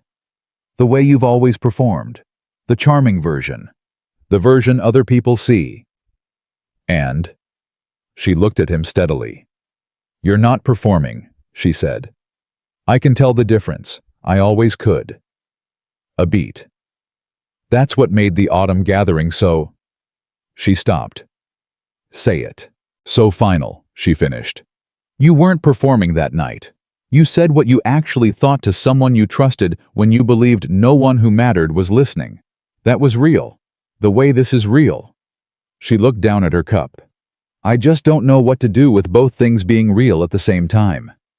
He leaned forward slightly. "The man who said that and the man sitting in front of you are the same man," he said. "I'm not arguing that. I'm not trying to separate them or explain one away. I said what I said. I meant it, or I thought I did, which is almost worse." He kept his voice level. "What I'm telling you is that what I meant was wrong.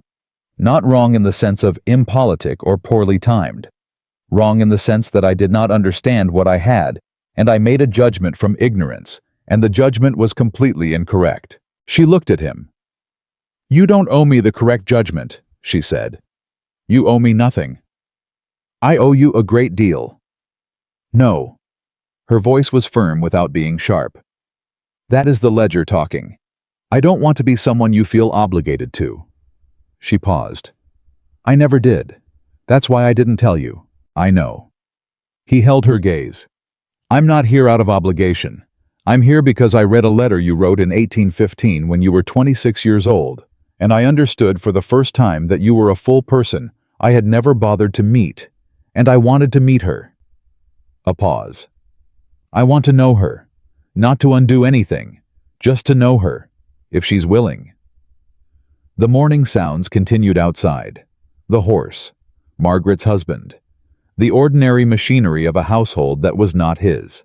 Abigail Harrington sat across from him with her tea going cold, and her hair slightly undone, and mud on her boots, and she looked at him with the expression of a woman who was doing the hardest kind of calculation, not financial, not legal, but human.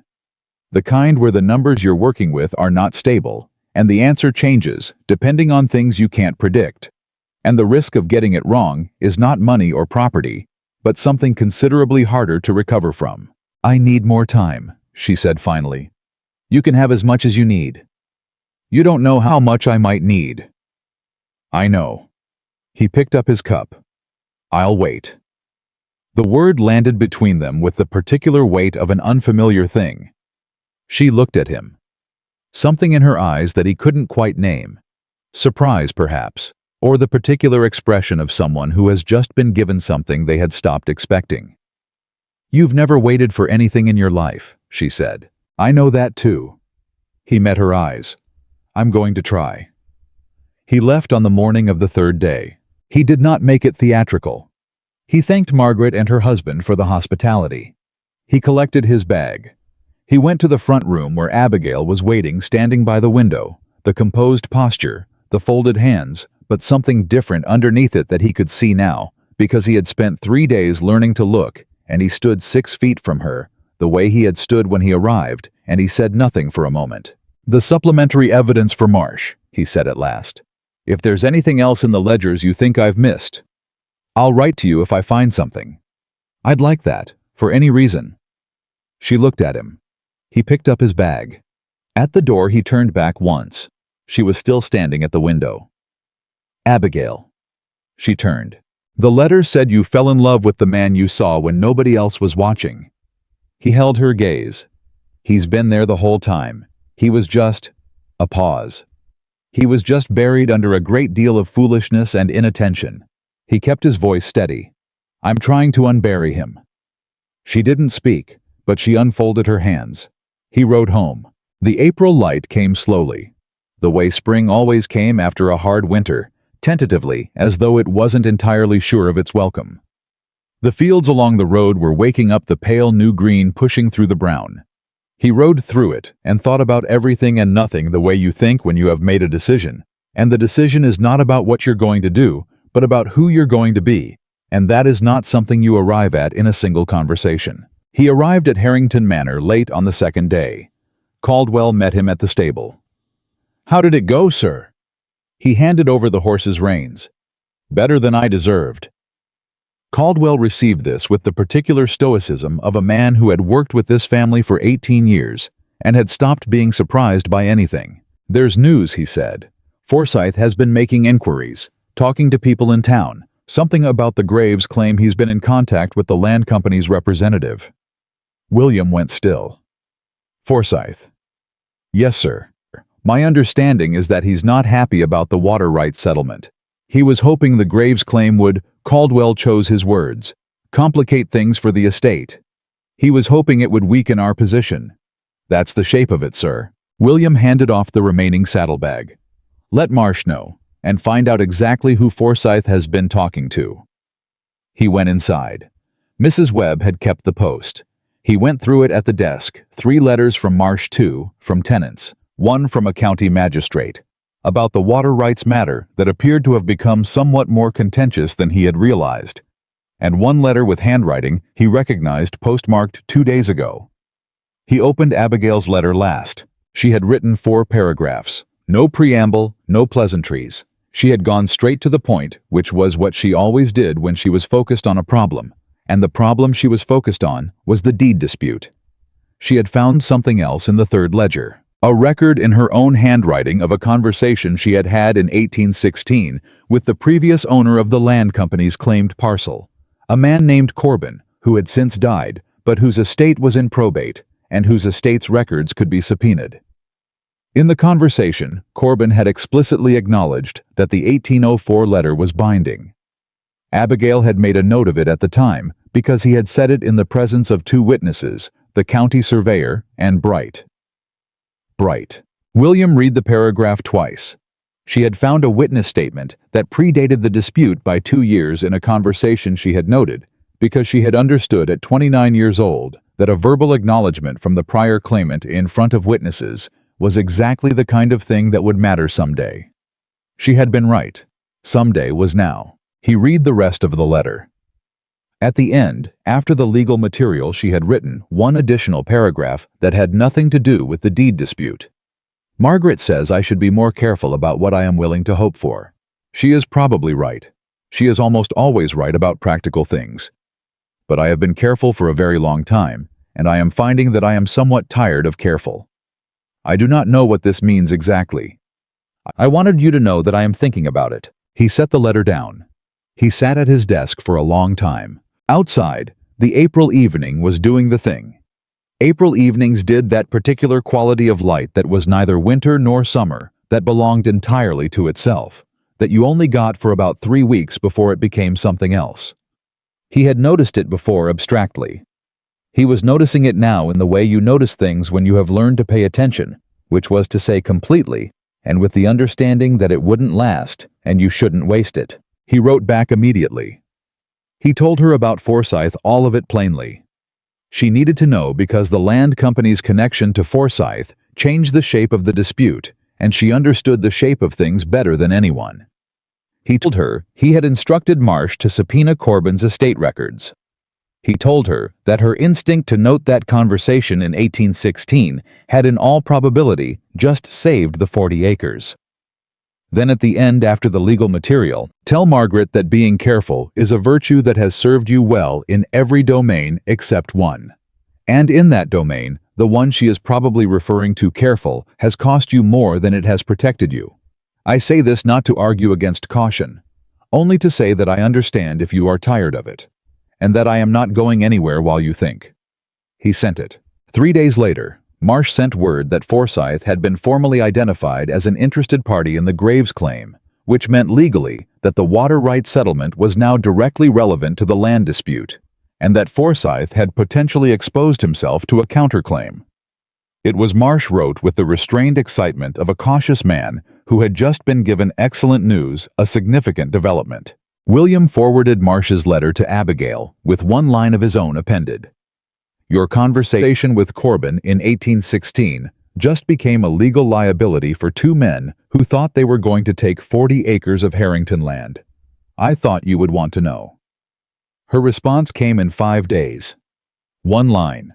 I always knew that conversation would matter someday. He laughed. He laughed the way he had laughed, reading about the salt and sugar dinner genuinely without effort. The way you laugh when someone says exactly the right thing in exactly the right way, and you are helpless against the pleasure of it. He wrote back, Of course you did. She wrote, Bright will be insufferable about being a witness. He wrote, He's already insufferable. It's a baseline condition. She wrote, He told me once that the land remembers who treats it right. He meant it as agricultural advice. I have been thinking about it differently lately. He read that letter 4 times. He understood what she meant. He understood it so precisely that it sat in his chest for the rest of the day, the idea that things remembered how they were treated. That the record was not just legal, that it ran deeper than ledgers. He had not treated this land or the woman who had held it together the way they deserved to be treated. But he was learning. The land dispute moved through April with the particular pace of legal proceedings, which is to say, slowly, painfully, and with a great deal of back and forth that required Marsh to write letters that William then read and summarized for Abigail, who wrote back with corrections and additions that Marsh then received directly from her, bypassing William altogether, because she and Marsh had arrived at an efficient working relationship that didn't require the intermediary. William noticed this and felt nothing but relief. In the middle of April, Bright came to find him. The foreman appeared in the study doorway on a Tuesday morning with his hat in his hands and the expression of a man who had something to say and would rather not, but had decided it was necessary. You need to tell me what's happening with the claim, Bright said. My name is apparently involved. I want to know what I'm involved in. William told him everything. Bright listened without interrupting, which was unusual for Bright, who had opinions about everything and generally expressed them continuously. When William finished, Bright turned the hat brim once in his hands. The mistress found that conversation, he said, not a question. She had a note of it in the ledgers. She asked me to stay that day when Corbin came. Said she wanted a witness. I thought she was being overly careful. Pause. She was not being overly careful. No. She knew. Bright looked at the wall, the particular look of a man recalibrating something. She understood what Corbin saying that out loud meant. She was 29 years old, and she knew it had to be witnessed, and she arranged it without saying why. William said nothing. She's a remarkable woman, Bright said. Not warmly. Bright didn't do warmth particularly, just as a fact, the way he stated all facts. Yes, William said. She is. Bright looked at him for a moment. You're trying to fix it. I don't know if it can be fixed. Probably not entirely. The hat brim turned. But you're trying. That's different from what you were doing before. A pause, and in Bright's pause were all the things that Bright was never going to say directly, which were considerable. She deserves someone who tries. He left. William stood at the study window for a long time after. The letters continued through late April and into May. The legal matter continued to progress. Graves facing the Corbin estate records and the formal identification of Forsyth as a conflicted party began to indicate through back channels that a settlement might be preferable to continued litigation. Marsh was guardedly optimistic. Abigail, when William forwarded this assessment, wrote back, "Tell Marsh not to settle for less than a formal withdrawal of the claim and a registered relinquishment. Anything short of that leaves the door open." He told Marsh exactly that. Marsh, to his credit, complied without argument. There was an afternoon in the middle of May when William was walking the east field. Tuesday morning habit shifted to Tuesday afternoon because the morning had been consumed by correspondence, and he stopped at the place where the drainage channel Abigail had authorized came together with the old fence line, and he stood there in the spring light, thinking about the fact that the specific piece of land he was standing on had been protected in ways he had not known and could not have done himself by the woman who had authorized the drainage and noted the conversation with Corbin, and sold her garnets and written 7 pages, and pressed a letter into the spine of a ledger, and waited for 5 years past. I am still waiting for someone to see her. He thought about the locket on his dressing table. He thought about what she had written on the strip of paper she'd replaced the original note with the note she had left for him to find. He had memorized both sentences. You will not find what you are looking for where you have always looked, and I will not be where you left me.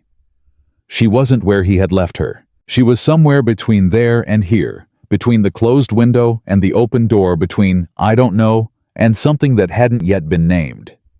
She was in Mercer County, writing letters about water rights and witnesses and formal withdrawals, and sometimes at the end of those letters, she was writing one more paragraph that had nothing to do with the law. He walked back to the house. He sat at the desk. He had written to her earlier about the field, about standing at the drainage channel, and thinking about what it represented. He had been honest in a way that had felt risky. The way honesty always felt risky to him, because he had spent so many years managing impression rather than simply telling the truth. He had written, I stood in the east field today and thought about everything you built here without anyone asking you to. I thought about the cost of that. I thought about the fact that the land does in fact remember. Her response had arrived this morning, and he had saved it. He opened it now. One paragraph. The whole paragraph was her. I think you have misunderstood something about what I did here. I did not build it for you exactly. I built it because I believed in what it could be. I believed in the people on it. I believed that good stewardship was its own reward regardless of whether anyone noticed. That was not sacrifice, or not only sacrifice. It was also simply what I thought was right. The cost was real. But so was the meaning. I do not want you to think of what I did as only debt. It was also love. And love, when it is genuine, does not only calculate the cost. He read it 4 times. Then he put it in the drawer with all the others, All the letters, the whole accumulating record of 6 months of learning to pay attention. And he picked up his pen. He wrote her back. He wrote, "I understand. And I want you to know that what I feel now is not gratitude for what you did. It is something that has taken me a very long time to get honest about. Something I am only beginning to know how to say. I am going to find the right words. I am going to take as long as I need. But I want you to know I am working on them." He sealed the letter. He sat back. Outside, the May evening was doing what May evenings did, longer than April, warmer at the edges, moving toward the kind of light that made everything look possible. The east field would be greening now, the drainage working the way it was supposed to work. The fence lines repaired, the tenant road solid beneath whatever weather came. The estate that had nearly broken under his negligence was holding together under his attention. He had not done it alone. He had not done most of it at all. But he was doing it now. And somewhere in Mercer County, in a house that was smaller than his, and considerably better lived. In a woman who had written love, does not only calculate the cost, was waiting to see what he would do with the time she had not yet decided to give him. I was not going to waste a single day of it. He was done wasting days. The withdrawal came on a Thursday in June. Marsh sent word, by fast writer, a formal letter, crisp and precise, containing the news that Graves had filed a registered relinquishment of the claim against the eastern 40 acres of Harrington estate. Full withdrawal. Exactly what Abigail had instructed. Not a settlement. Not a negotiated compromise. Not the kind of half-resolution that left doors open for future challenges. A complete and permanent surrender of the claim, witnessed, registered, filed with the county. William read the letter standing at his desk. Then he sat down. Not from weakness, from the particular weight of a thing being finally irrevocably resolved. The 40 acres were safe. The land Abigail had protected through 7 years of quiet, meticulous stewardship, the land she had saved with a note taken in 1816, and a jeweler's receipt, and 17 tenant conversations, and a verbal acknowledgement from a dead man in front of 2 witnesses, was safe. He wrote to her before he did anything else. One line, "It's done. Full withdrawal. The land is secure." Then after a pause he added a second line. "It was always yours to save. I just finally showed up in time to watch." Her response arrived 4 days later. 3 paragraphs. He read them slowly, the way you read something you want to hold on to. She wrote that she was glad. That she had believed the Corbin acknowledgement would hold, but that believing something and seeing it confirmed were different things. And the confirmation was a relief she hadn't entirely allowed herself to expect. She wrote that she was grateful Marsh had followed her instruction on the formal withdrawal, that she had worried he would settle for less out of caution, which would have been exactly the wrong kind of caution. Then the 3rd paragraph. "I have been thinking about what you wrote. About working on the right words. I find that I have been working on something of my own. I am not certain what it amounts to yet. But I think I believe that I would like to see Harrington in the summer, if the invitation stands." He read the 3rd paragraph 4 times. Then he stood up and walked to the window and stood there for a moment with one hand flat on the glass, looking out at the estate that had nearly been lost and was now entirely his responsibility, genuinely his. In a way it had never quite been before, and he allowed himself carefully the feeling that had been waiting behind every letter, every fence line walked, every conversation with Bright and Caldwell and Marsh. Not certainty. He had no right to certainty, but something adjacent to hope.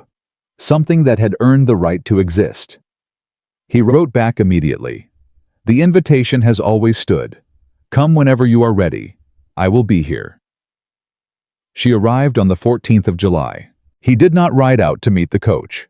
He had thought about it, had considered and reconsidered the gesture, turning it over for the same reasons he had examined everything these past 8 months, trying to distinguish between what was genuine and what was performance. He decided that riding out to meet her was theater. What she had always wanted was not theater. So he was in the east field when her coach came through the front gate, where Caldwell had told him she preferred to arrive without fuss, and he came back to the house at his ordinary time with mud on his boots, and found her in the front hall, talking to Mrs. Webb, with the ease of someone returning to a place that had once been comfortable. Mrs. Webb looked up first. Something moved across the housekeeper's face. Not surprise because Mrs. Webb had stopped being surprised by anything that happened in this house, but something warm and carefully contained the expression of a woman who had her opinions and had no intention of sharing them in the front hall. Abigail turned. She looked the way she had looked in Mercer County, not the composed, self-protective version, but the other one, the real one. She was wearing a traveling dress the color of autumn leaves, and her hair was slightly windblown from the journey, and she was looking at him with the expression of someone who had made a decision and was living in the first moments of it and was not entirely sure yet how it felt. "The East Field," she said. "Tuesday habit." "It's Friday." The field doesn't know that. Something that was fully a smile this time, not almost.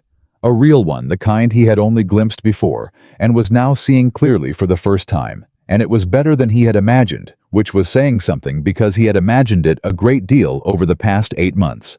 Mrs. Webb found pressing business elsewhere.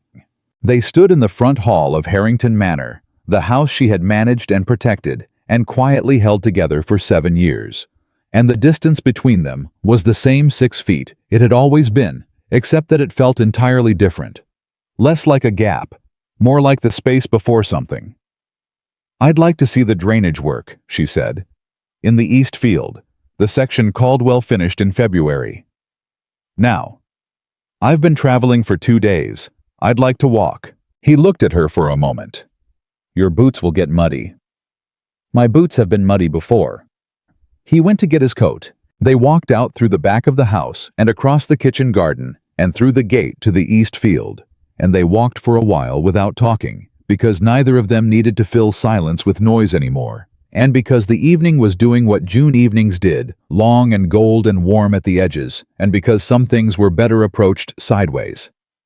She stopped at the drainage channel. She looked at it carefully.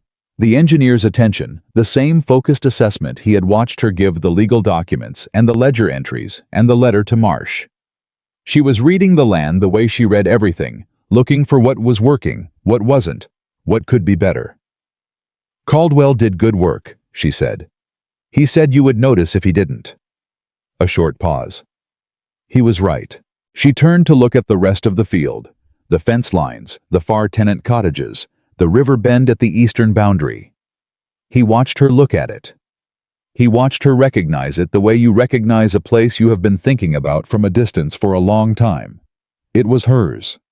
It had always been hers in the way that mattered not on paper, but in practice in the daily reality of what she had done here. "Bright tells me the yields are up 15%, she said. "He told you. He wrote to me in April." A pause. "He mentioned he was a witness in the deed dispute and felt I should have a full accounting of the matter." Another pause. "It was the longest letter Bright has ever written to anyone in his life, I suspect." He tried to imagine Bright composing a letter and failed entirely. "What did he say beyond the yields?" She looked at the river. "He said the master was up at 3 in the morning in February for a difficult foaling and had his coat off in the straw." A beat. He said it approvingly, which from Bright is essentially a declaration of profound respect. High praise. The highest he gives. They stood at the edge of the drainage channel in the July evening, and the field was green and working and alive around them, and the silence was the kind that holds everything, rather than the kind that excludes it. "I need to tell you something," she said. He waited. "When I left when I walked out that morning, I believed I was leaving permanently. I want you to know that. I wasn't performing. I wasn't making a point to force a response. I was genuinely done." She turned to face him. "I want you to understand the distance between that morning and now, so that you don't think what I've decided is casual or easy. I don't think it's easy. It isn't." Her voice was steady, but there was something underneath it. Not fragility, nothing like fragility, but the particular tension of someone saying something that matters. "I spent 8 months learning who I was without this house, and without this marriage, and without the work of managing your life. And I found that I am someone I quite like, that I am competent and clear-minded and not dependent on being needed." A pause. "I want you to know that because I am not coming back because I need to come back. I am coming back because I want to." The distinction landed in him with the full weight she had intended. Not because she needed him, because she wanted to. He held her gaze. "Tell me what you want," he said. "Not what you're willing to accept, what you actually want." She looked at him for a long moment. "I want to be seen," she said. "Every day. Not dramatically. Not with grand gestures. Just daily. I want to be in the same room as you and know that you know I'm there. I want to be consulted not as an afterthought, but as someone whose thinking you genuinely value." A beat. "I want you to knock on the sitting room door and ask what I'm working on." "I will." "Every time.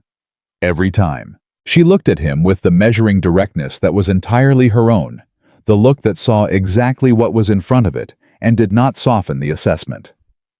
"I also want Harrington to be mine in a real sense," she continued. "Not in name only. Not as the master's wife who happens to maintain the accounts. The estate decisions, the capital improvements, the tenant agreements, the land management. I want those to be joint. Not mine alone, and not yours alone. They already are if you want them to be. They were always more yours than mine. I just failed to notice." Something moved across her face, relief, or the particular expression of someone who had prepared for resistance and been met with none. "And I want—" She stopped. "Say it." A pause. The river moved at the far edge of the field. The evening light had shifted into that deeper gold that meant the sun was going. "I want to know if the man who stood at the east window in the evenings, the one I wrote about in the letter. The one who watched the light go across the fields with an expression that had nothing to do with what he wore in company." She met his eyes. "I want to know if that man is still there." He turned and looked east. The light was doing exactly what she had described, moving across the field in that particular way it had at this hour. Gold and unhurried, touching the river bend and the fence lines and the far tree line with the same quality of attention it gave everything. He had stood at this window or this field, which was the same thing more times than he could count in those years when he had not understood that the standing itself was something worth examining. He turned back. "He's still here," he said quietly. "He was always here. He was just buried." "Yes." She looked at him. He looked at her. "Then I am willing," she said, "to try, to be here, to see what we can build now that we are both actually paying attention." She tilted her chin slightly, the old gesture, the composed posture, but different now, inhabited differently, worn like something that fit rather than something that protected. "But William, if you stop paying attention, if I become invisible to you again, if I find myself 7 years from now still waiting for you to knock on the sitting room door—" "You won't. You can't promise." "I can promise that," he said, "not because I am incapable of failure. I will fail at things. I will get things wrong. But becoming invisible to you again is not a failure I will make, because I have spent 8 months understanding exactly what that cost, and I am not capable of going back to not knowing." He held her gaze without wavering. "I see you, Abigail. I see who you are. I am not going to stop." The field was quiet around them. She looked at him for a long moment, the full measuring assessment, the one that missed nothing, and whatever she was calculating. Whatever the final reckoning of 8 months of letters, and 3 days in Mercer County, and 1 evening in an east field came to the answer. She arrived at showed in her face. She unfolded her hands. He closed the 6 feet between them. He did not reach for her, not yet, not without permission, but he stood close enough that the distance was no longer the distance it had been, and he put his hand out, palm up, the way you offer something rather than take it. She looked at his hand. Then she put hers in it. Her hand was warm and slightly cold at the fingertips from the evening air, and she gripped his with the same quiet precision she brought to everything. And he held it the way you hold something when you have finally understood what it is worth. They stood in the east field as the light moved across the land they both belonged to, now fully and equally, and in the only way that had ever mattered. The years that came after were not perfect. They were not the simple romantic resolution that ballroom stories promised, not the single dramatic moment of reconciliation followed by an untroubled horizon. They were years. Real ones. with difficult conversations and missteps, and the occasional evening when William caught himself retreating into the old habits and had to correct back, and when Abigail had to learn for her part to let herself be seen rather than managing the impression she made. They were years that required daily work, the same kind of work the estate required: continuous, attentive, imperfect, and always worth it. Caldwell said at the end of that first summer that the Northfield yields were the best in a decade. He said it to William, who told Abigail, who said she had authorized an improved seed rotation 3 years ago and had been waiting for the full effect to show. Caldwell, when informed, said that he had suspected as much and that he was relieved someone had finally noticed. Bright attended the harvest dinner that autumn, the first one he had attended in 11 years, which everyone agreed was significant, even though Bright refused to confirm or deny that it was significant.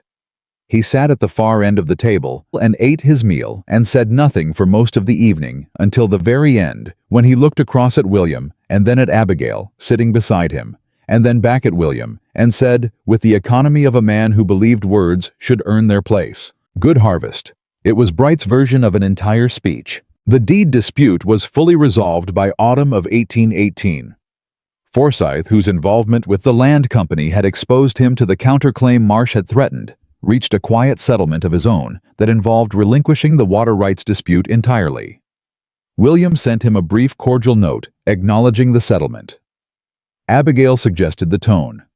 He took her suggestion without argument because she was right, and because he had learned that Abigail being right was one of the most reliable constants in his life, and he had no intention of fighting it. Edward Blackwood came for Christmas. He arrived with his characteristic lack of advance warning and the self-assurance of a man who expected to be welcomed, which he was because he always was. He embraced William at the door, stepped into the front hall, and stopped when he saw Abigail standing at the foot of the stairs. He looked at her. He looked at William. He turned back to her. "Mrs. Harrington." "Mr. Blackwood." A pause. "I owe you an apology," he said, direct without preamble, the Edward beneath the charm which was a person William had not seen often enough. "For the question I asked that night. I was careless and you paid for it." She considered him for a moment. "You asked an honest question," she said finally, "and you received an honest answer. The answer was the problem, not the question." Edward looked at her for another moment. "You're remarkably fair-minded about something that cost you a great deal." "I've had time to consider what it actually cost." A pause. "And what it eventually made possible." He looked at William. "She's too good for you," he said pleasantly. "I know that." "Good," Edward said, and went to find the brandy. They had a son in 1820. They named him James, Abigail's grandfather's name, which William had suggested because it was hers to give, and because he had understood by then that the things worth giving were the ones that cost you something.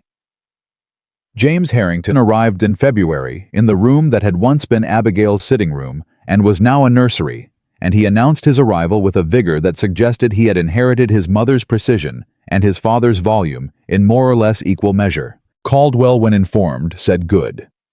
He then went back to the fence inspection he had been conducting. It was, everyone agreed, the appropriate response. Bright, when he encountered William walking the east field the following morning, looked at him with the flat, measuring gaze he gave everything. "Boy or girl?" "Boy." A nod. "Bring him out to the fields when he can walk." A pause. "Let him learn what he owns before he thinks he owns it." William thought about that for a long time afterward. It was, he decided, the single best piece of parenting advice he had ever received. He told Abigail. She said she had been thinking the same thing since February. He said he knew. She said she was glad he knew. They sat with James between them in the evening light of the nursery, and the world was not perfect, and never would be, and it was enough. More than enough. The locket stayed on his dressing table. He had not put it away, had not moved it to a drawer or a box, or any of the places where things went when they stopped being daily reminders. It stayed where he could see it every morning when he dressed, and every evening when he came in from the fields. The silver had tarnished slightly at the edges, in the way old silver did when it was handled regularly, which it was because he picked it up sometimes without thinking. The way you reach for something that has become part of your understanding of yourself. Abigail noticed eventually. She found him one evening with it open in his hand, turning it in the way he turned things when he was thinking, and she stood in the doorway of the dressing room for a moment before he heard her. "You still have it out," she said. "I always will." She came into the room and stood beside him and looked at the open locket, the miniature portrait of him that she had never removed. Looking back at both of them, with the particular blankness of a portrait that doesn't know what will happen to the person it depicts. "The note is still in there too," she said. "Both of them." She looked up. "Both. The one you left, and the one I wrote." She went very still. He had written a note 6 months after she returned on a night when James was 3 months old, and the house was quiet, and he had been sitting at the dressing table thinking about the distance between the man in that miniature portrait and the man he was now, which was considerable and hard-won and not yet finished. He had taken out the locket and written 2 sentences on a strip of paper, smaller than hers, folded more times to fit, and pressed it in alongside her note. She took the locket from him now. She opened it. She found the second strip of paper and unfolded it with the careful precision she brought to everything. She read it. He watched her read it. The note said, "I see you. I will not stop." She held it for a long time. When she looked up, her face had the expression he had seen only a handful of times, the one that was not composed, not managing anything, not protecting itself. Just her. Just Abigail without armor, which was the most extraordinary thing he had ever been given the privilege of seeing. "You didn't tell me you wrote this," she said quietly. "I wasn't sure I had the right to say it yet. When I wrote it." A pause. "I wanted to earn the right first." She folded the paper. She put it back. She closed the locket. Then she held it out to him. He took it. Their fingers overlapped for a moment at the edge of the silver, her warmth against his, the small and ordinary miracle of it, and he held her hand and the locket both. And neither of them said anything else, because there was nothing left that needed to be said. The years went on the way. Years do not in great dramatic arcs, but in the accumulation of ordinary days that were, when you paid attention, anything but ordinary. James learned to walk and then to run, and then by his 5th year to walk the east field beside his father on Tuesday mornings, asking questions about everything, with the relentless precision of a child who had inherited the best of both his parents. Bright taught him the name of every field on the Harrington land before he was 7. Caldwell taught him to read a drainage report before he was 10. Abigail taught him that the land remembered who treated it right, and that people did too, and that of the 2 people were considerably harder to earn back once you had lost them. He remembered all of it. At 50, William Harrington was known in the county not as the wealthy landowner. His father had been, not as the charming gentleman who had once moved through ballrooms with easy assurance. He was known as a fair man, a man who walked his own fields, a man whose tenants stayed, a man whose word once given was kept without exception and without drama.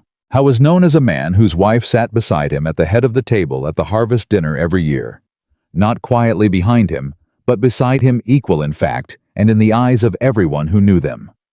He was known as a man who had been given a great gift, had nearly lost it, through the ordinary blindness of someone who had never been required to pay attention, and had spent the rest of his life paying it back. An old friend visited once late in their years, and asked him the question that had followed him since the night of the autumn gathering.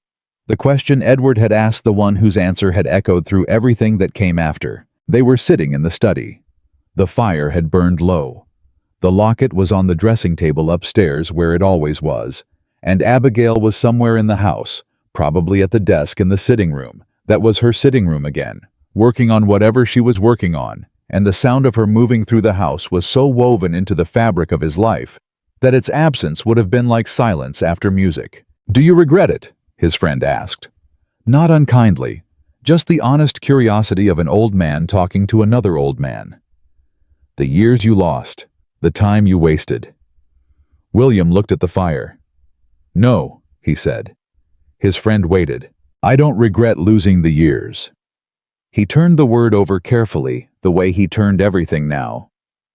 "I regret that she spent them waiting. That's different." A pause. "She deserved a man who saw her from the beginning.